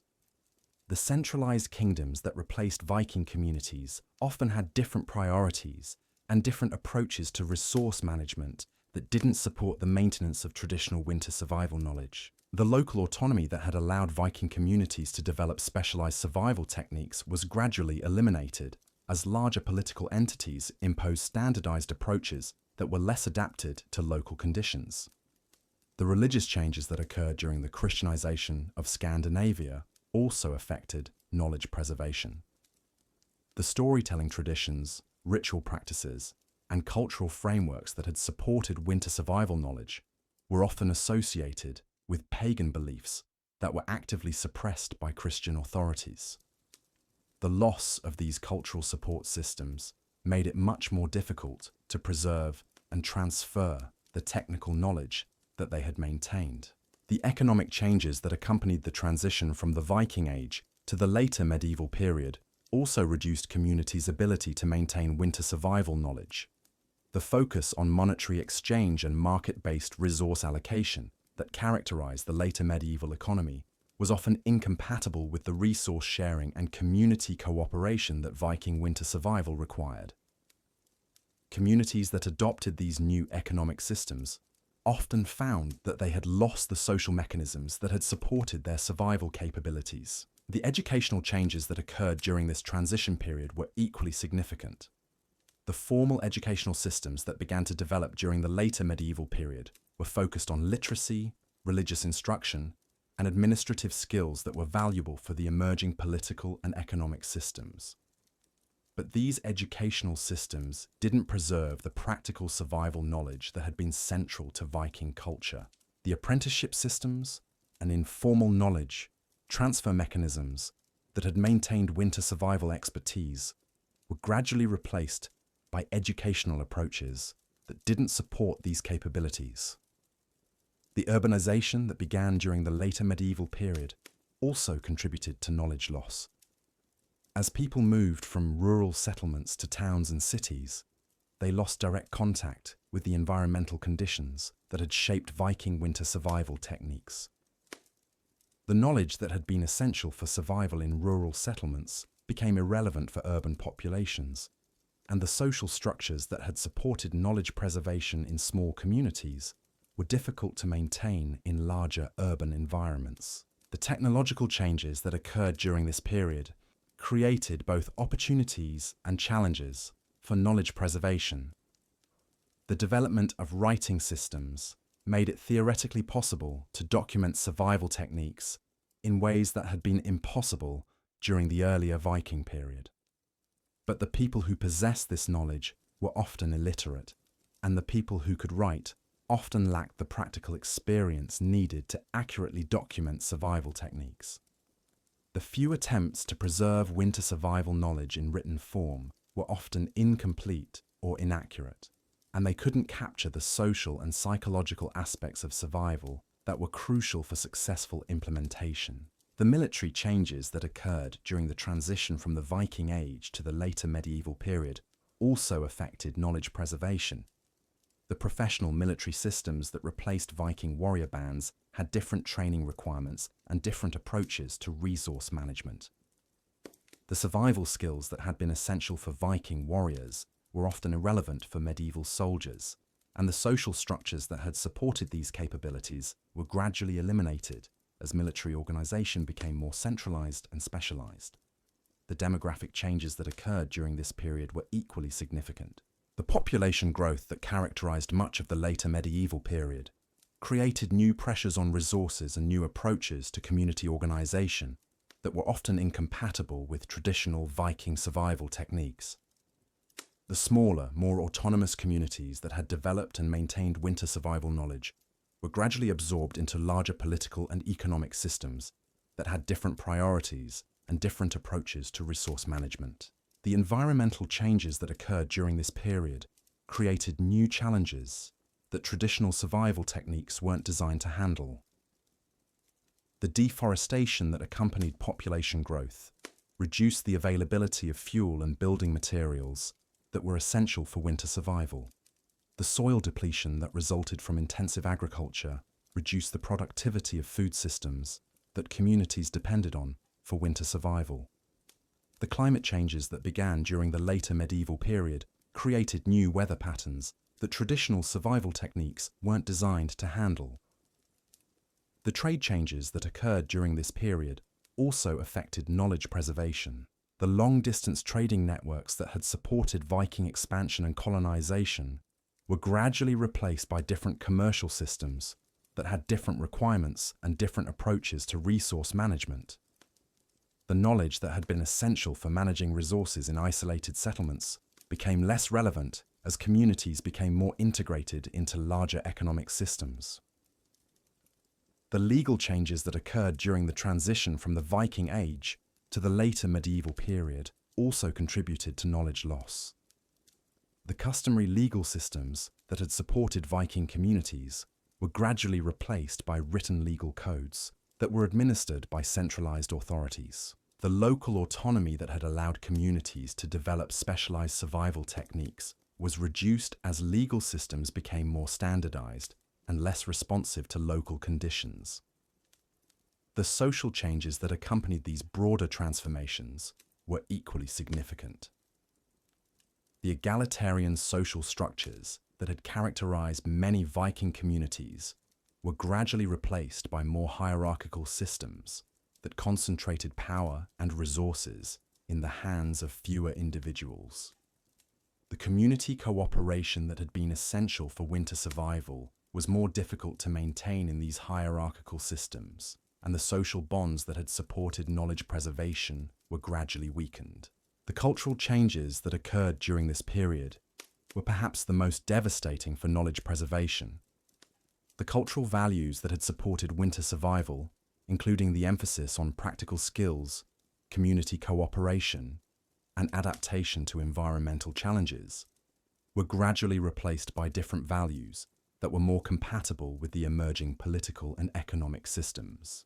The pride in survival capabilities that had been central to Viking identity was replaced by different sources of cultural identity that didn't support the maintenance of traditional knowledge. The psychological changes that accompanied these broader transformations were equally significant. The confidence in community survival capabilities that had sustained Viking communities through impossible challenges was gradually replaced by dependence on external authorities and systems. The psychological resilience that had been essential for winter survival was no longer cultivated or valued in the same way, and the mental frameworks that had supported survival knowledge were gradually abandoned. The educational changes that occurred during this period were particularly significant for knowledge preservation. The informal educational systems that had maintained winter survival knowledge were gradually replaced by formal educational systems that had different priorities and different approaches to knowledge transfer. The apprenticeship systems that had trained survival experts were gradually eliminated as economic and social systems changed, and the cultural practices that had supported knowledge preservation were gradually abandoned. The technological changes that occurred during this period created new possibilities for knowledge preservation, but they also created new challenges. The development of better construction techniques, more effective heating systems, and more efficient food preservation methods made it theoretically possible to survive winter conditions with less specialized knowledge. But these technological improvements also reduced the incentive to maintain traditional survival knowledge, and the social structures that had supported knowledge preservation were gradually weakened as communities became more dependent on external technologies. The economic changes that occurred during this period were equally significant. The market-based economic systems that gradually replaced traditional resource management approaches were often more efficient for normal conditions, but they were less resilient for crisis situations. The redundant resource systems and community cooperation mechanisms that had supported winter survival were gradually eliminated as economic systems became more specialized and efficient. The political changes that occurred during this period also affected knowledge preservation. The centralized political systems that replaced Viking communities were often more effective at organizing large-scale activities and managing resources across wide areas, but they were less responsive to local conditions and less supportive of the specialized knowledge that had been essential for winter survival. The local autonomy that had allowed communities to develop and maintain survival techniques was gradually reduced as political systems became more centralized. The religious changes that occurred during this period were equally significant. The Christian religious systems that gradually replaced traditional Norse beliefs had different values and different approaches to knowledge preservation. The storytelling traditions and cultural practices that had supported winter survival knowledge were often associated with pagan beliefs that were actively suppressed, and the social structures that had maintained these traditions were gradually eliminated.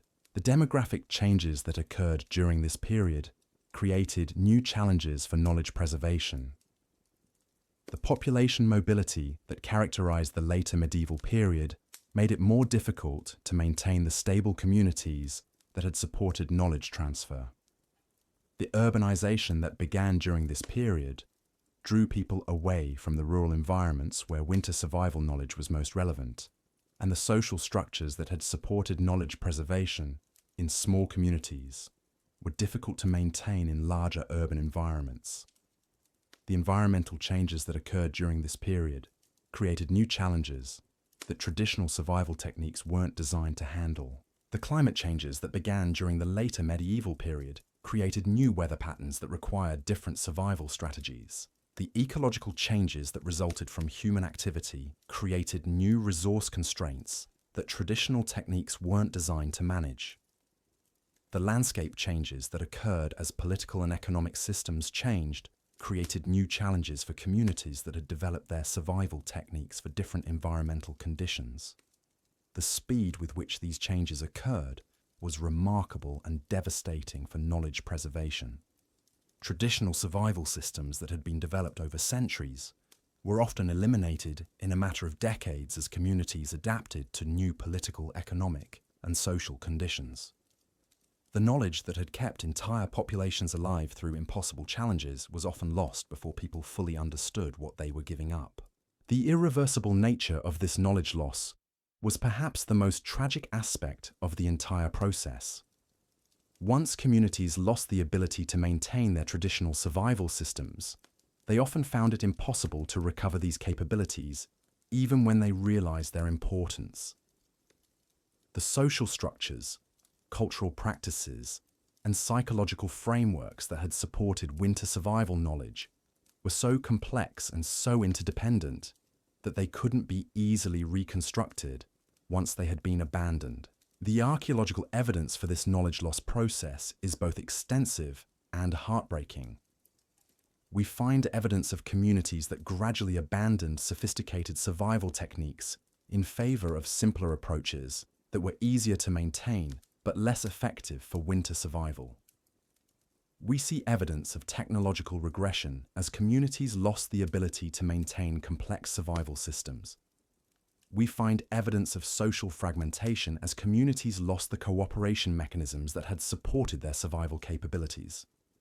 But perhaps most poignantly, we find evidence of communities that were clearly aware of their deteriorating survival capabilities and were making desperate attempts to preserve their knowledge even as they were collapsing. These sites show us people who understood the value of what they were losing and who made extraordinary efforts to maintain their traditional ways of life even when they lacked the resources to do so effectively. Their failure wasn't due to ignorance or lack of effort. It was due to the overwhelming nature of the challenges they faced and the inadequacy of the support systems available to them. The legacy of this knowledge loss extends far beyond the historical period when it occurred. The winter survival techniques that Vikings developed represented some of the most sophisticated approaches to extreme environment survival that humans had ever developed. The loss of this knowledge eliminated capabilities that might have been crucial for later human expansion into challenging environments.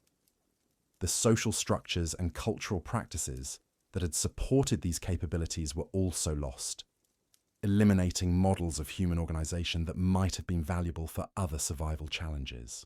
The lessons from this knowledge loss process are sobering for anyone interested in human survival and adaptation. They demonstrate that even the most sophisticated survival systems can be lost with shocking rapidity when the social and cultural structures that support them are disrupted. They show that knowledge preservation requires constant effort and resources that may not be available during crisis periods. They reveal that the loss of survival capabilities can create cascading failures that are difficult to predict and impossible to reverse once they begin. But perhaps most importantly, they demonstrate that human survival in extreme environments isn't just a matter of individual capability or technological innovation. It requires complex social systems, cultural practices, and psychological frameworks that must be maintained across generations. The Vikings, who achieved legendary survival capabilities, did so not just because they were tough individuals, but because they had developed and maintained incredibly sophisticated social systems that supported their survival efforts. The loss of these social systems was ultimately more devastating than any environmental challenge that Viking communities faced. The climate changes, resource constraints, and political pressures that contributed to the end of the Viking Age were certainly significant, but they were challenges that Viking communities had successfully managed in the past. What made these challenges insurmountable was the gradual erosion of the social and cultural systems that had made Viking survival possible in the first place. Understanding this process of knowledge loss helps us appreciate the true magnitude of Viking achievements and the tragedy of their eventual decline. It also provides crucial insights for anyone interested in human survival and adaptation in extreme environments. The Vikings proved that humans are capable of surviving and thriving in conditions that seem impossible, but they also demonstrated that these capabilities can be lost with shocking rapidity when the social and cultural systems that support them are disrupted.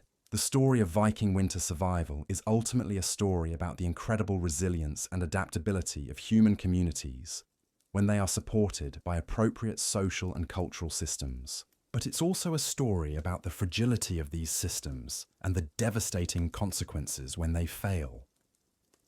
The Vikings, who achieved legendary survival capabilities, did so through the development of incredibly sophisticated social technologies that were just as important as their physical technologies. The loss of these social technologies was ultimately what ended the Viking Age and eliminated some of the most impressive survival capabilities that humans had ever developed. The implications of this story extend far beyond historical interest. As modern humans face new environmental challenges and consider expansion into extreme environments, the lessons from Viking winter survival become increasingly relevant. The Vikings demonstrated that human survival in impossible conditions is achievable, but they also demonstrated that it requires the development and maintenance of social and cultural systems that are far more complex and fragile than most people realize. Understanding these requirements is crucial for anyone interested in human survival and adaptation in the challenging environments that we may face in the future. The complete breakdown of Viking winter survival knowledge didn't happen overnight, but when it did collapse, entire ways of life vanished so completely that we're still trying to piece together what these people actually knew.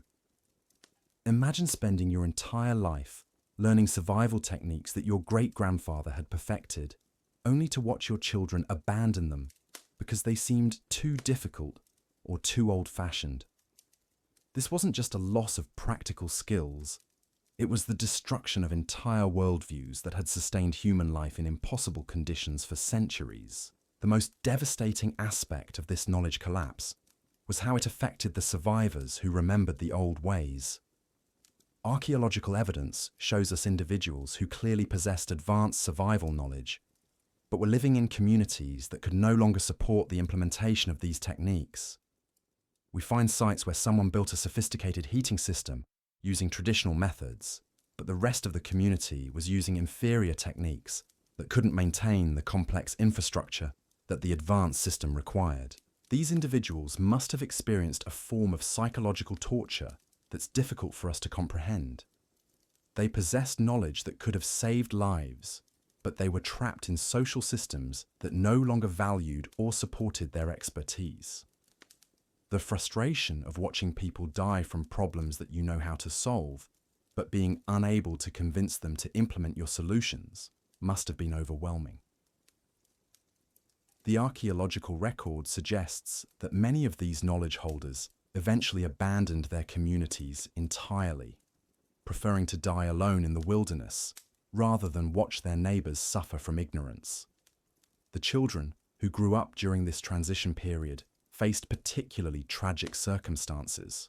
They were often the last generation to receive partial training in traditional survival techniques, but they inherited communities that could no longer provide the social support and resource base that these techniques required.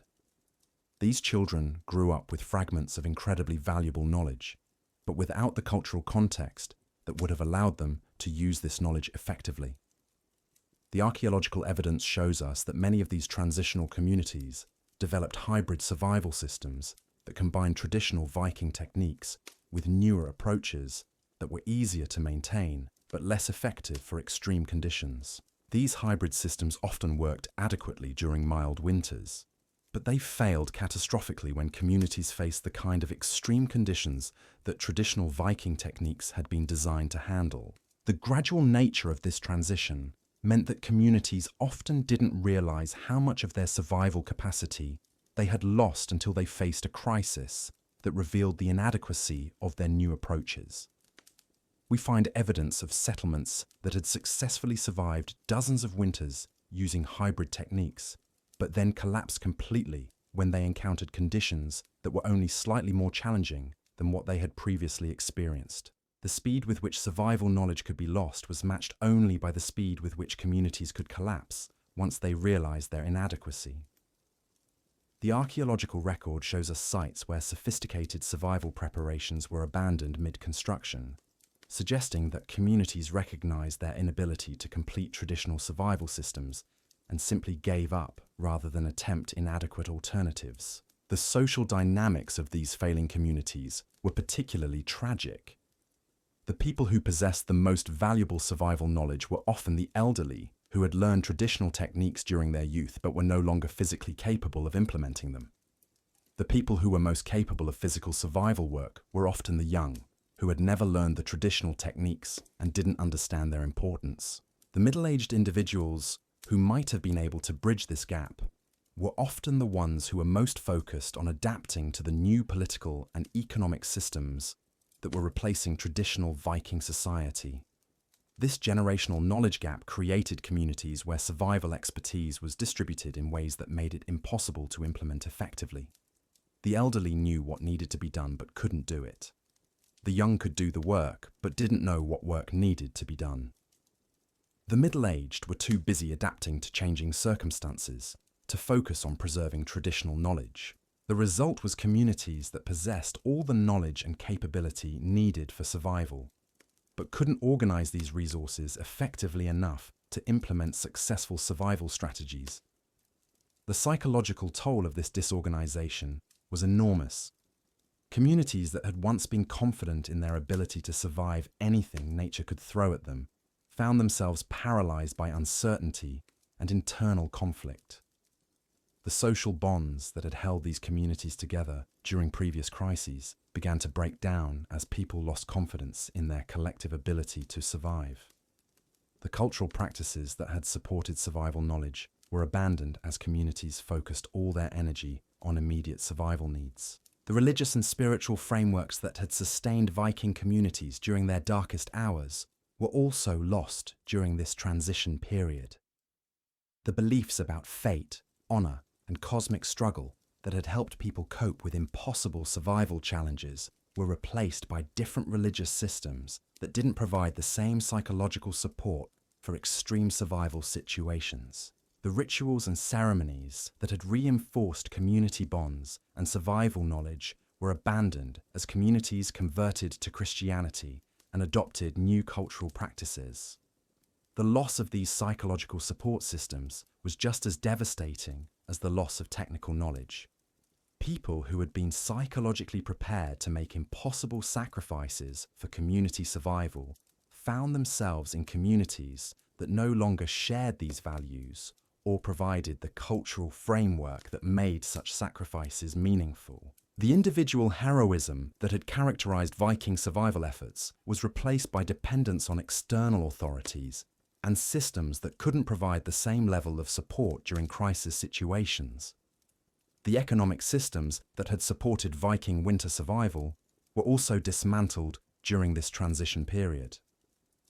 The resource-sharing mechanisms that had allowed communities to survive extreme scarcity were replaced by market-based systems that were more efficient during normal conditions, but less resilient during crisis situations. The redundant storage systems and community cooperation mechanisms that had provided backup resources during emergencies were eliminated as economic systems became more specialized and efficient. The political systems that had supported Viking survival capabilities were equally disrupted. The local autonomy that had allowed communities to develop specialized survival techniques was reduced as centralized authorities imposed standardized approaches that were less adapted to local conditions. The decision-making processes that had allowed communities to respond quickly to survival challenges were replaced by more hierarchical systems that were less responsive to local needs. The military systems that had supported Viking communities were also transformed in ways that reduced survival capabilities. The warrior bands that had provided both external defense and internal survival expertise were replaced by professional military systems that had different training requirements and different approaches to resource management. The survival skills that had been essential for Viking warriors were often irrelevant for medieval soldiers, and the social structures that had supported these capabilities were gradually eliminated. The trade networks that had supported Viking expansion and survival were also disrupted during this transition period. The long-distance trading relationships that had provided access to essential resources were replaced by different commercial systems that had different requirements and different approaches to resource management. The knowledge that had been essential for managing resources in isolated settlements became less relevant as communities became more integrated into larger economic systems. The construction techniques that had supported Viking survival capabilities were also lost during this period. The knowledge of how to build structures that could withstand extreme weather conditions while maintaining internal climate control was replaced by different construction approaches that were more suitable for the new political and economic systems, but less effective for extreme survival situations. The materials and techniques that had been essential for traditional construction were often no longer available or were considered too expensive for the new economic systems. The food preservation techniques that had been essential for Viking winter survival were also abandoned during this transition period. The knowledge of how to preserve food for extended periods using traditional methods was replaced by different approaches that were more suitable for the new economic systems, but less effective for extreme survival situations. The storage systems and preservation techniques that had been essential for traditional survival were often considered too labor-intensive or too expensive for the new economic systems. The heating systems that had been essential for Viking winter survival were also lost during this period.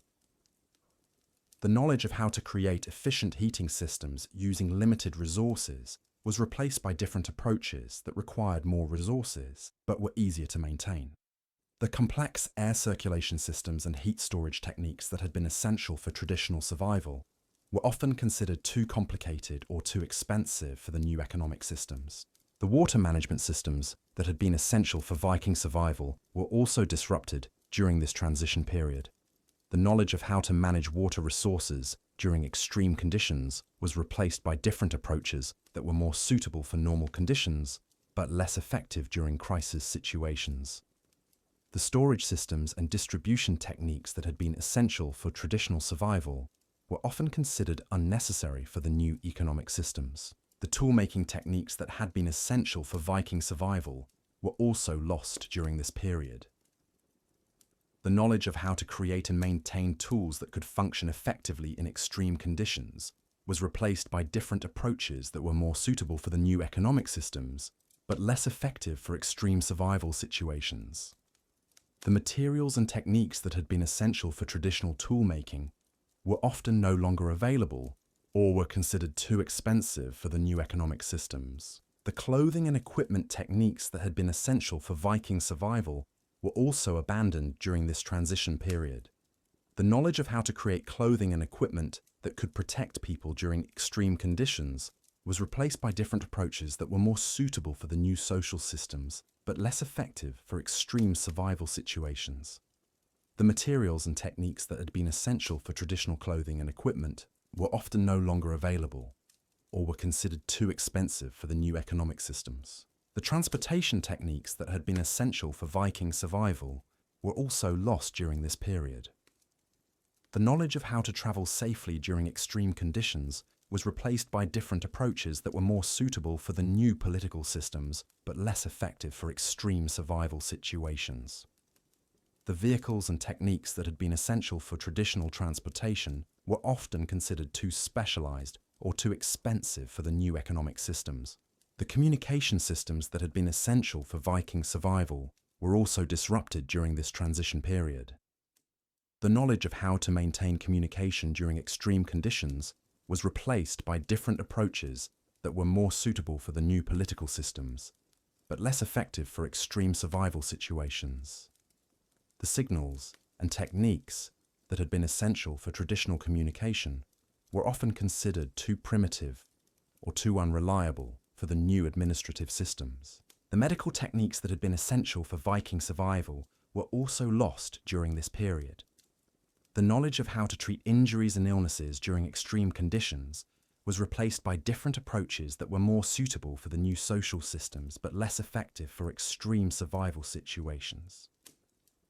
The treatments and techniques that had been essential for traditional medicine were often considered too primitive or too dangerous for the new medical systems. The psychological techniques that had been essential for Viking survival were also abandoned during this transition period.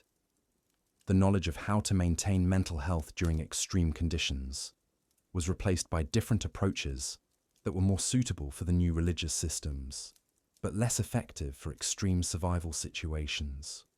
The practices and techniques that had been essential for traditional psychological support were often considered too pagan or too dangerous for the new cultural systems. The educational systems that had been essential for Viking survival were also dismantled during this period. The knowledge of how to train people for extreme survival situations was replaced by different approaches that were more suitable for the new political systems, but less effective for extreme survival situations. The apprenticeship systems and training techniques that had been essential for traditional education were often considered too informal or too specialized for the new educational systems. The social organization systems that had been essential for Viking survival were also lost during this transition period. The knowledge of how to organize communities for extreme survival situations was replaced by different approaches that were more suitable for the new political systems, but less effective for extreme survival situations. The cooperation mechanisms and leadership techniques that had been essential for traditional social organization were often considered too informal or too unstable for the new administrative systems. The resource management systems that had been essential for Viking survival were also disrupted during this period. The knowledge of how to manage resources during extreme scarcity was replaced by different approaches that were more suitable for the new economic systems, but less effective for extreme survival situations. The allocation mechanisms and storage techniques that had been essential for traditional resource management were often considered too primitive or too inefficient for the new economic systems. The risk assessment systems that had been essential for Viking survival were also lost during this transition period. The knowledge of how to evaluate and manage risks during extreme conditions was replaced by different approaches that were more suitable for the new administrative systems, but less effective for extreme survival situations. The decision-making processes and evaluation techniques that had been essential for traditional risk assessment were often considered too informal or too unreliable for the new bureaucratic systems. The innovation systems that had been essential for Viking survival were also abandoned during this period. The knowledge of how to develop and implement new survival techniques was replaced by different approaches that were more suitable for the new political systems, but less effective for extreme survival situations. The experimentation processes and adaptation techniques that had been essential for traditional innovation were often considered too dangerous or too wasteful for the new administrative systems. The quality control systems that had been essential for Viking survival were also disrupted during this transition period. The knowledge of how to maintain standards during extreme conditions was replaced by different approaches that were more suitable for the new economic systems, but less effective for extreme survival situations. The inspection processes and correction techniques that had been essential for traditional quality control were often considered too informal or too expensive for the new economic systems. The maintenance systems that had been essential for Viking survival were also lost during this period. The knowledge of how to maintain equipment and infrastructure during extreme conditions was replaced by different approaches that were more suitable for the new administrative systems, but less effective for extreme survival situations. The repair processes and replacement techniques that had been essential for traditional maintenance were often considered too specialized or too expensive for the new economic systems. The backup systems that had been essential for Viking survival were also eliminated during this transition period. The knowledge of how to create and maintain redundant systems during extreme conditions was replaced by different approaches that were more suitable for the new economic systems, but less effective for extreme survival situations. The duplication processes and contingency techniques that had been essential for traditional backup systems were often considered too wasteful or too expensive for the new economic systems. The integration systems that had been essential for Viking survival were also dismantled during this period. The knowledge of how to coordinate multiple survival systems during extreme conditions was replaced by different approaches that were more suitable for the new administrative systems, but less effective for extreme survival situations. The coordination processes and synchronization techniques that had been essential for traditional integration were often considered too complex or too informal for the new bureaucratic systems. The monitoring systems that had been essential for Viking survival were also lost during this transition period. The knowledge of how to track conditions and performance during extreme situations was replaced by different approaches that were more suitable for the new administrative systems, but less effective for extreme survival situations. The observation processes and reporting techniques that had been essential for traditional monitoring were often considered too primitive or too unreliable for the new bureaucratic systems. The documentation systems that had been essential for Viking survival were also disrupted during this period.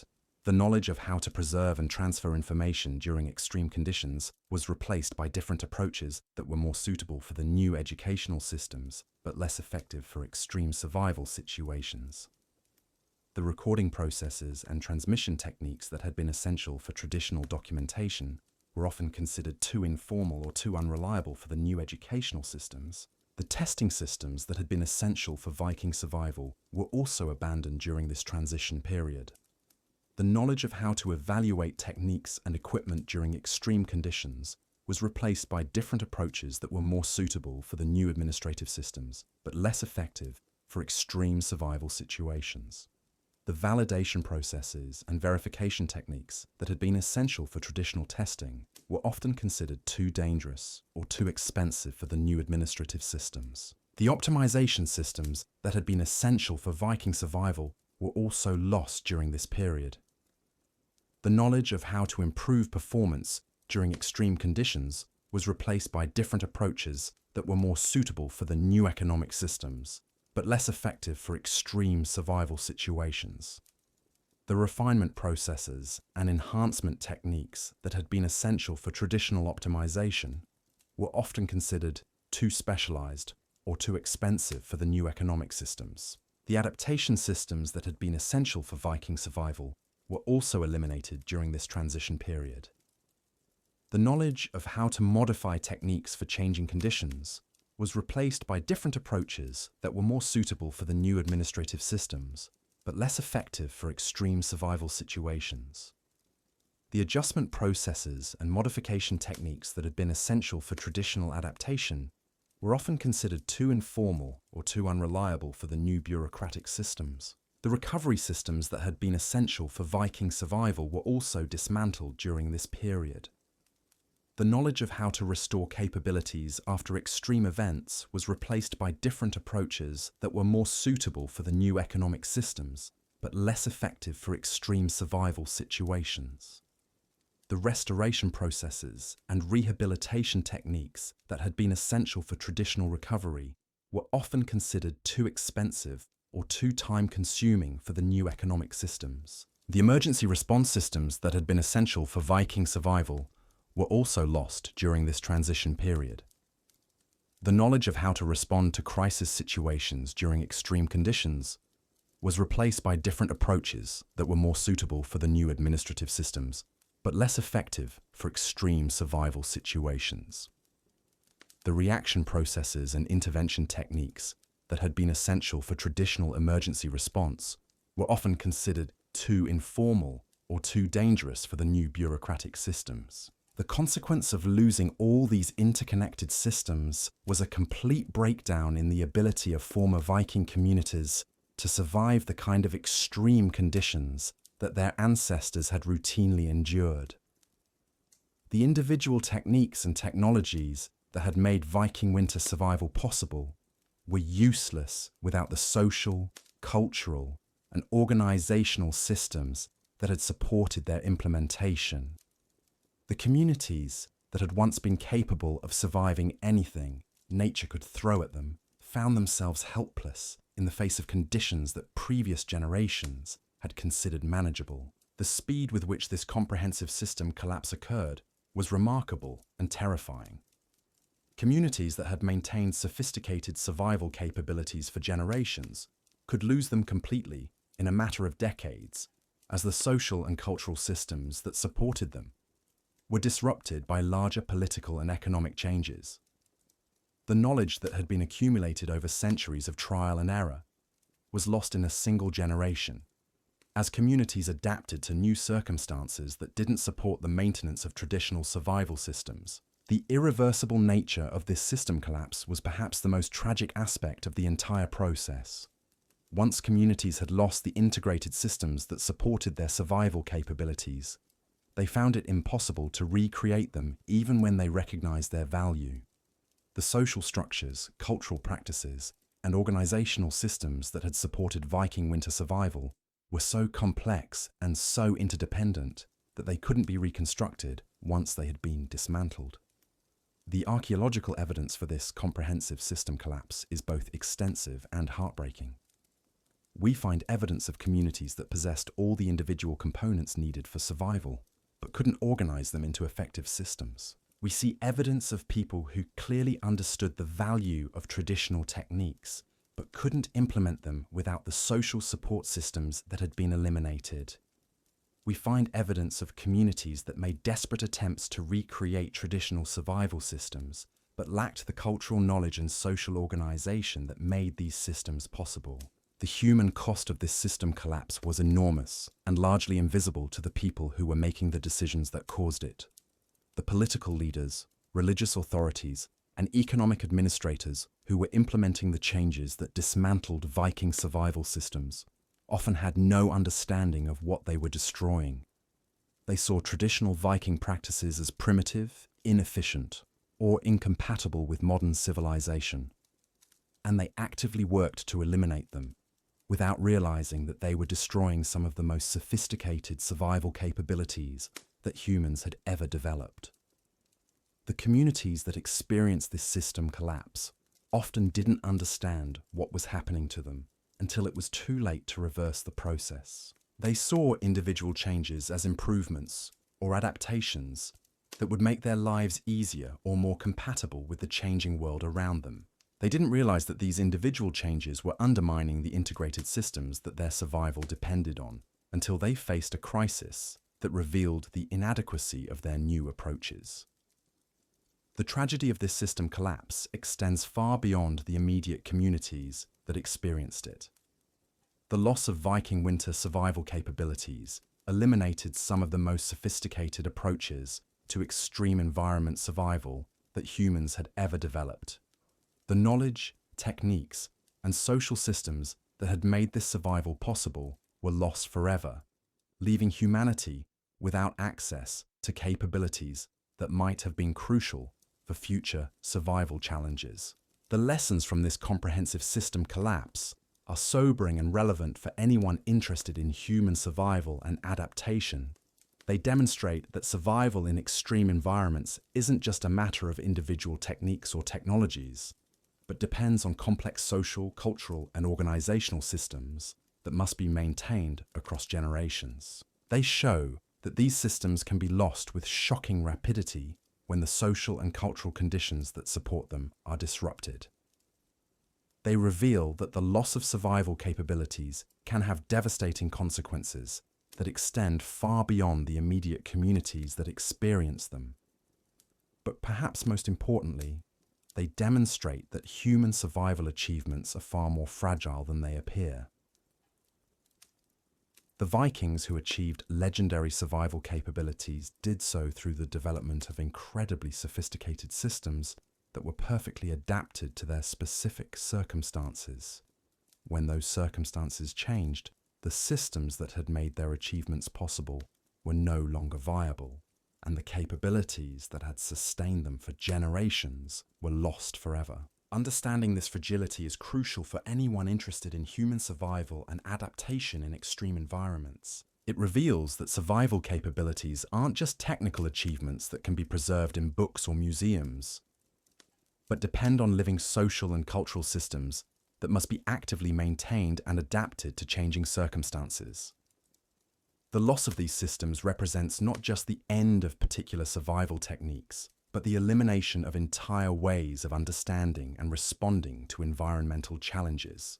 The story of how Viking winter survival capabilities were lost is ultimately a story about the complexity and fragility of human adaptation. It demonstrates that even the most impressive survival achievements depend on social and cultural systems that can be disrupted by forces beyond the control of the communities that depend on them. It shows that the preservation of survival capabilities requires not just technical knowledge, but the maintenance of the social, cultural, and organizational systems that make the implementation of this knowledge possible. The implications of this story extend far beyond historical interest. As modern humans face new environmental challenges and consider expansion into extreme environments, the lessons from the loss of Viking winter survival capabilities become increasingly relevant. They remind us that survival in extreme environments requires more than just individual capability or technological innovation. It requires the development and maintenance of complex social systems that can support survival efforts across generations. The loss of these systems can eliminate survival capabilities with shocking rapidity, leaving communities helpless in the face of challenges that previous generations had successfully managed. The Vikings proved that humans are capable of surviving and thriving in conditions that seem impossible, but they also demonstrated that these capabilities depend on social and cultural systems that are far more fragile than most people realize. Understanding this fragility is essential for anyone interested in human survival and adaptation, because it reveals that the preservation of survival capabilities requires constant attention to the social and cultural conditions that support them. The technical knowledge and individual skills that make survival possible are useless without the social systems that enable their implementation. And these social systems can be lost with devastating speed when the conditions that support them are disrupted.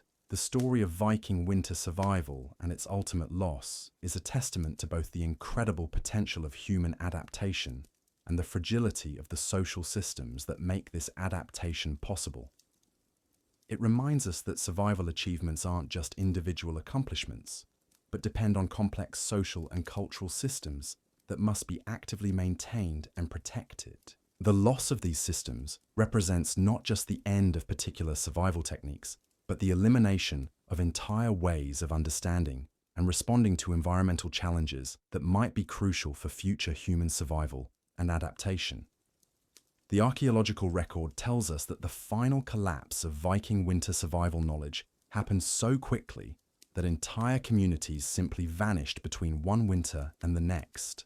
These weren't gradual declines where we can trace the slow deterioration of survival capabilities over decades.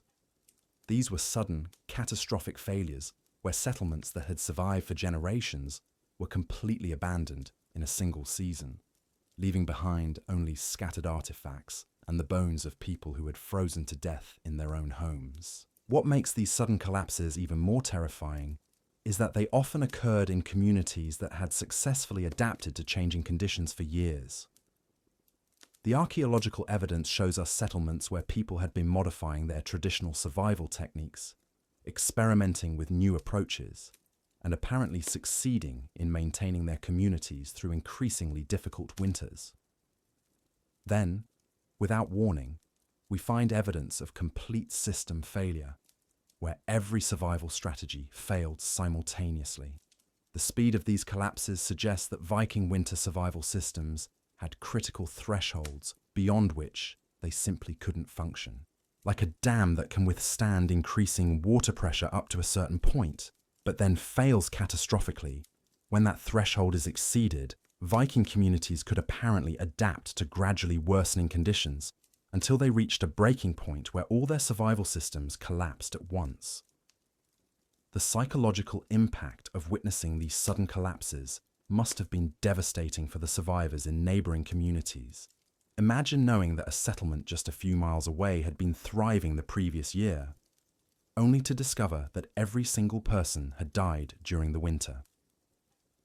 The realization that your own community's survival systems might be just as fragile would have created a level of anxiety and desperation that's difficult for us to comprehend. This knowledge of sudden collapse vulnerability explains why Viking expansion efforts became increasingly desperate during the later medieval period. Communities that had lost confidence in their ability to survive in their traditional territories were willing to take enormous risks to establish new settlements in completely unknown environments. The voyages to Iceland, Greenland, and North America weren't just driven by curiosity or ambition, they were desperate attempts to escape from survival systems that people knew were failing. But these expansion efforts often simply transplanted the same system vulnerabilities to new environments, where they were even more likely to fail. The communities that established settlements in Iceland and Greenland were essentially betting their lives on their ability to adapt their failing survival systems to even more challenging conditions. the fact that many of these settlements succeeded, at least temporarily, demonstrates the incredible resourcefulness of the people who made these journeys. But it also shows how desperate their situation had become. The Greenland settlements represent perhaps the most extreme example of this desperate expansion strategy. The people who established these communities were essentially conducting a massive survival experiment in one of the most challenging environments on Earth. They had to adapt their already vulnerable survival systems to conditions that were even more extreme than what they had left behind, all while being completely cut off from any possibility of rescue or resupply. The success of these Greenland settlements for several centuries demonstrates that Viking winter survival techniques were remarkably adaptable when they were properly supported by appropriate social and cultural systems. But their eventual collapse also demonstrates the ultimate fragility of these systems when they were pushed beyond their limits by changing environmental conditions and social pressures. The final collapse of the Greenland settlements around 1450 CE represents the end of the last communities that maintained the full range of Viking winter survival capabilities. When these settlements failed, they took with them the last living examples of the social and cultural systems that had made Viking winter survival possible.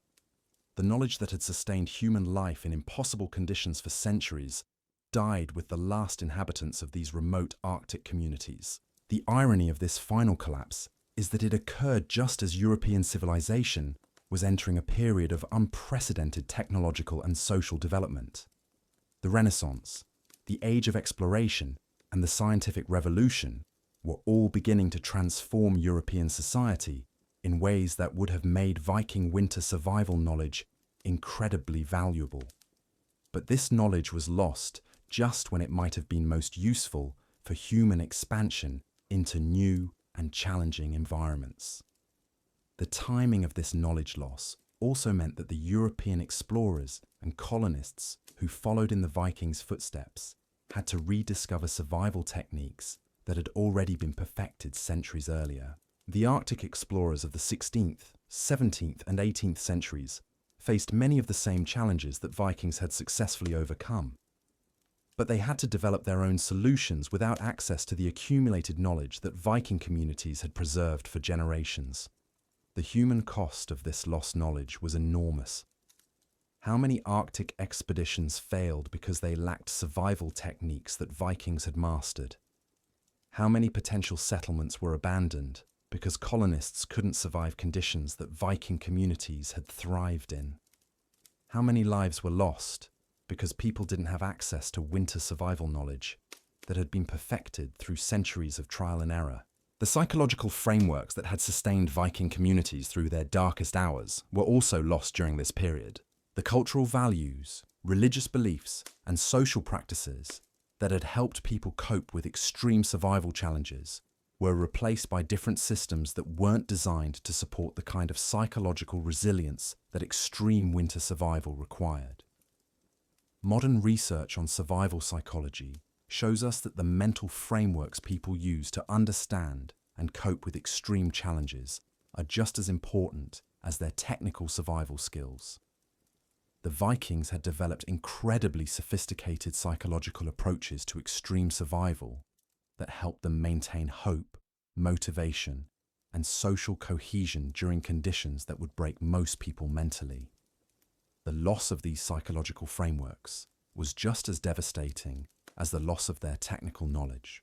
The social structures that had supported Viking winter survival were also unique in human history. The combination of individual responsibility and collective cooperation that characterized Viking communities created social systems that were perfectly adapted to extreme survival situations. These systems balanced the need for individual initiative and capability with the requirement for community cooperation and resource sharing in ways that maximized both individual and collective survival chances. The loss of these social structures eliminated organizational approaches that might have been valuable for many other human challenges. The Viking model of combining individual capability with collective responsibility could have been applicable to many other situations where human communities need to function effectively under extreme pressure. But these organizational innovations were lost, along with the survival knowledge that had made them necessary. The educational systems that had transmitted Viking winter survival knowledge were also remarkably sophisticated and effective. The combination of formal instruction, practical apprenticeship, and cultural transmission that characterized Viking education created learning systems that could preserve and transfer incredibly complex knowledge across generations. These educational approaches were perfectly adapted to the challenge of maintaining specialized survival knowledge in small, isolated communities. The loss of these educational systems eliminated teaching approaches that might have been valuable for many other types of specialized knowledge. The Viking model of combining practical experience with cultural transmission could have been applicable to many other situations where communities need to preserve and transfer complex technical knowledge. But these educational innovations were lost along with the survival knowledge that had made them necessary. The economic systems that had supported Viking winter survival were also unique and remarkably effective. The combination of individual ownership and collective resource management that characterized Viking communities created economic systems that were perfectly adapted to extreme survival situations. These systems balance the need for individual incentives and responsibility with the requirement for collective resource sharing and risk management in ways that maximized both individual and collective survival chances. The loss of these economic systems eliminated approaches to resource management that might have been valuable for many other human challenges. The Viking model of combining individual ownership with collective risk management could have been applicable to many other situations where human communities need to manage scarce resources effectively under extreme pressure. But these economic innovations were lost along with the survival knowledge that had made them necessary. The technological innovations that had supported Viking winter survival were also remarkably sophisticated and effective. The combination of simple tools and complex systems that characterized Viking technology created technological approaches that were perfectly adapted to extreme survival situations. These approaches balanced the need for reliability and maintainability with the requirement for effectiveness and efficiency in ways that maximized both individual and collective survival chances. The loss of these technological approaches eliminated innovations that might have been valuable for many other human challenges. The Viking model of combining simple, reliable tools with complex integrated systems could have been applicable to many other situations where human communities need to create effective technology under resource constraints. But these technological innovations were lost along with the survival knowledge that had made them necessary. The integration of all these different systems, social, cultural, educational, economic, and technological, into comprehensive survival approaches was perhaps the most impressive aspect of Viking winter survival capabilities. The Vikings had developed incredibly sophisticated approaches to systems integration that allowed them to coordinate multiple complex systems effectively under extreme pressure. These integration capabilities were just as important as any individual survival technique. The loss of these integration capabilities eliminated approaches to complex problem solving that might have been valuable for many other human challenges. The Viking model of integrating multiple complex systems into comprehensive solutions could have been applicable to many other situations where human communities need to coordinate multiple resources and capabilities effectively under extreme pressure. But these integration innovations were lost along with the survival knowledge that had made them necessary. The ultimate tragedy of losing Viking winter survival capabilities is that they represented some of the most sophisticated approaches to extreme environment survival that humans had ever developed. These weren't primitive techniques that were superseded by better approaches. They were incredibly advanced systems that were perfectly adapted to their specific challenges. The loss of these capabilities eliminated human knowledge and capabilities that might have been crucial for future survival challenges. The relevance of this lost knowledge becomes even more apparent when we consider the environmental challenges that modern humans are beginning to face. Climate change, resource depletion, and environmental degradation are creating conditions that require exactly the kind of sophisticated survival knowledge that Vikings had developed. The social systems, technological approaches, and psychological frameworks that had sustained Viking communities through impossible challenges might be incredibly valuable for modern communities facing new environmental threats. The loss of Viking winter survival knowledge also eliminated examples of human adaptability that might have been inspiring and instructive for modern people facing their own survival challenges. The Vikings proved that humans are capable of surviving and thriving in conditions that seem impossible, and they demonstrated that these capabilities can be developed and maintained through appropriate social and cultural systems.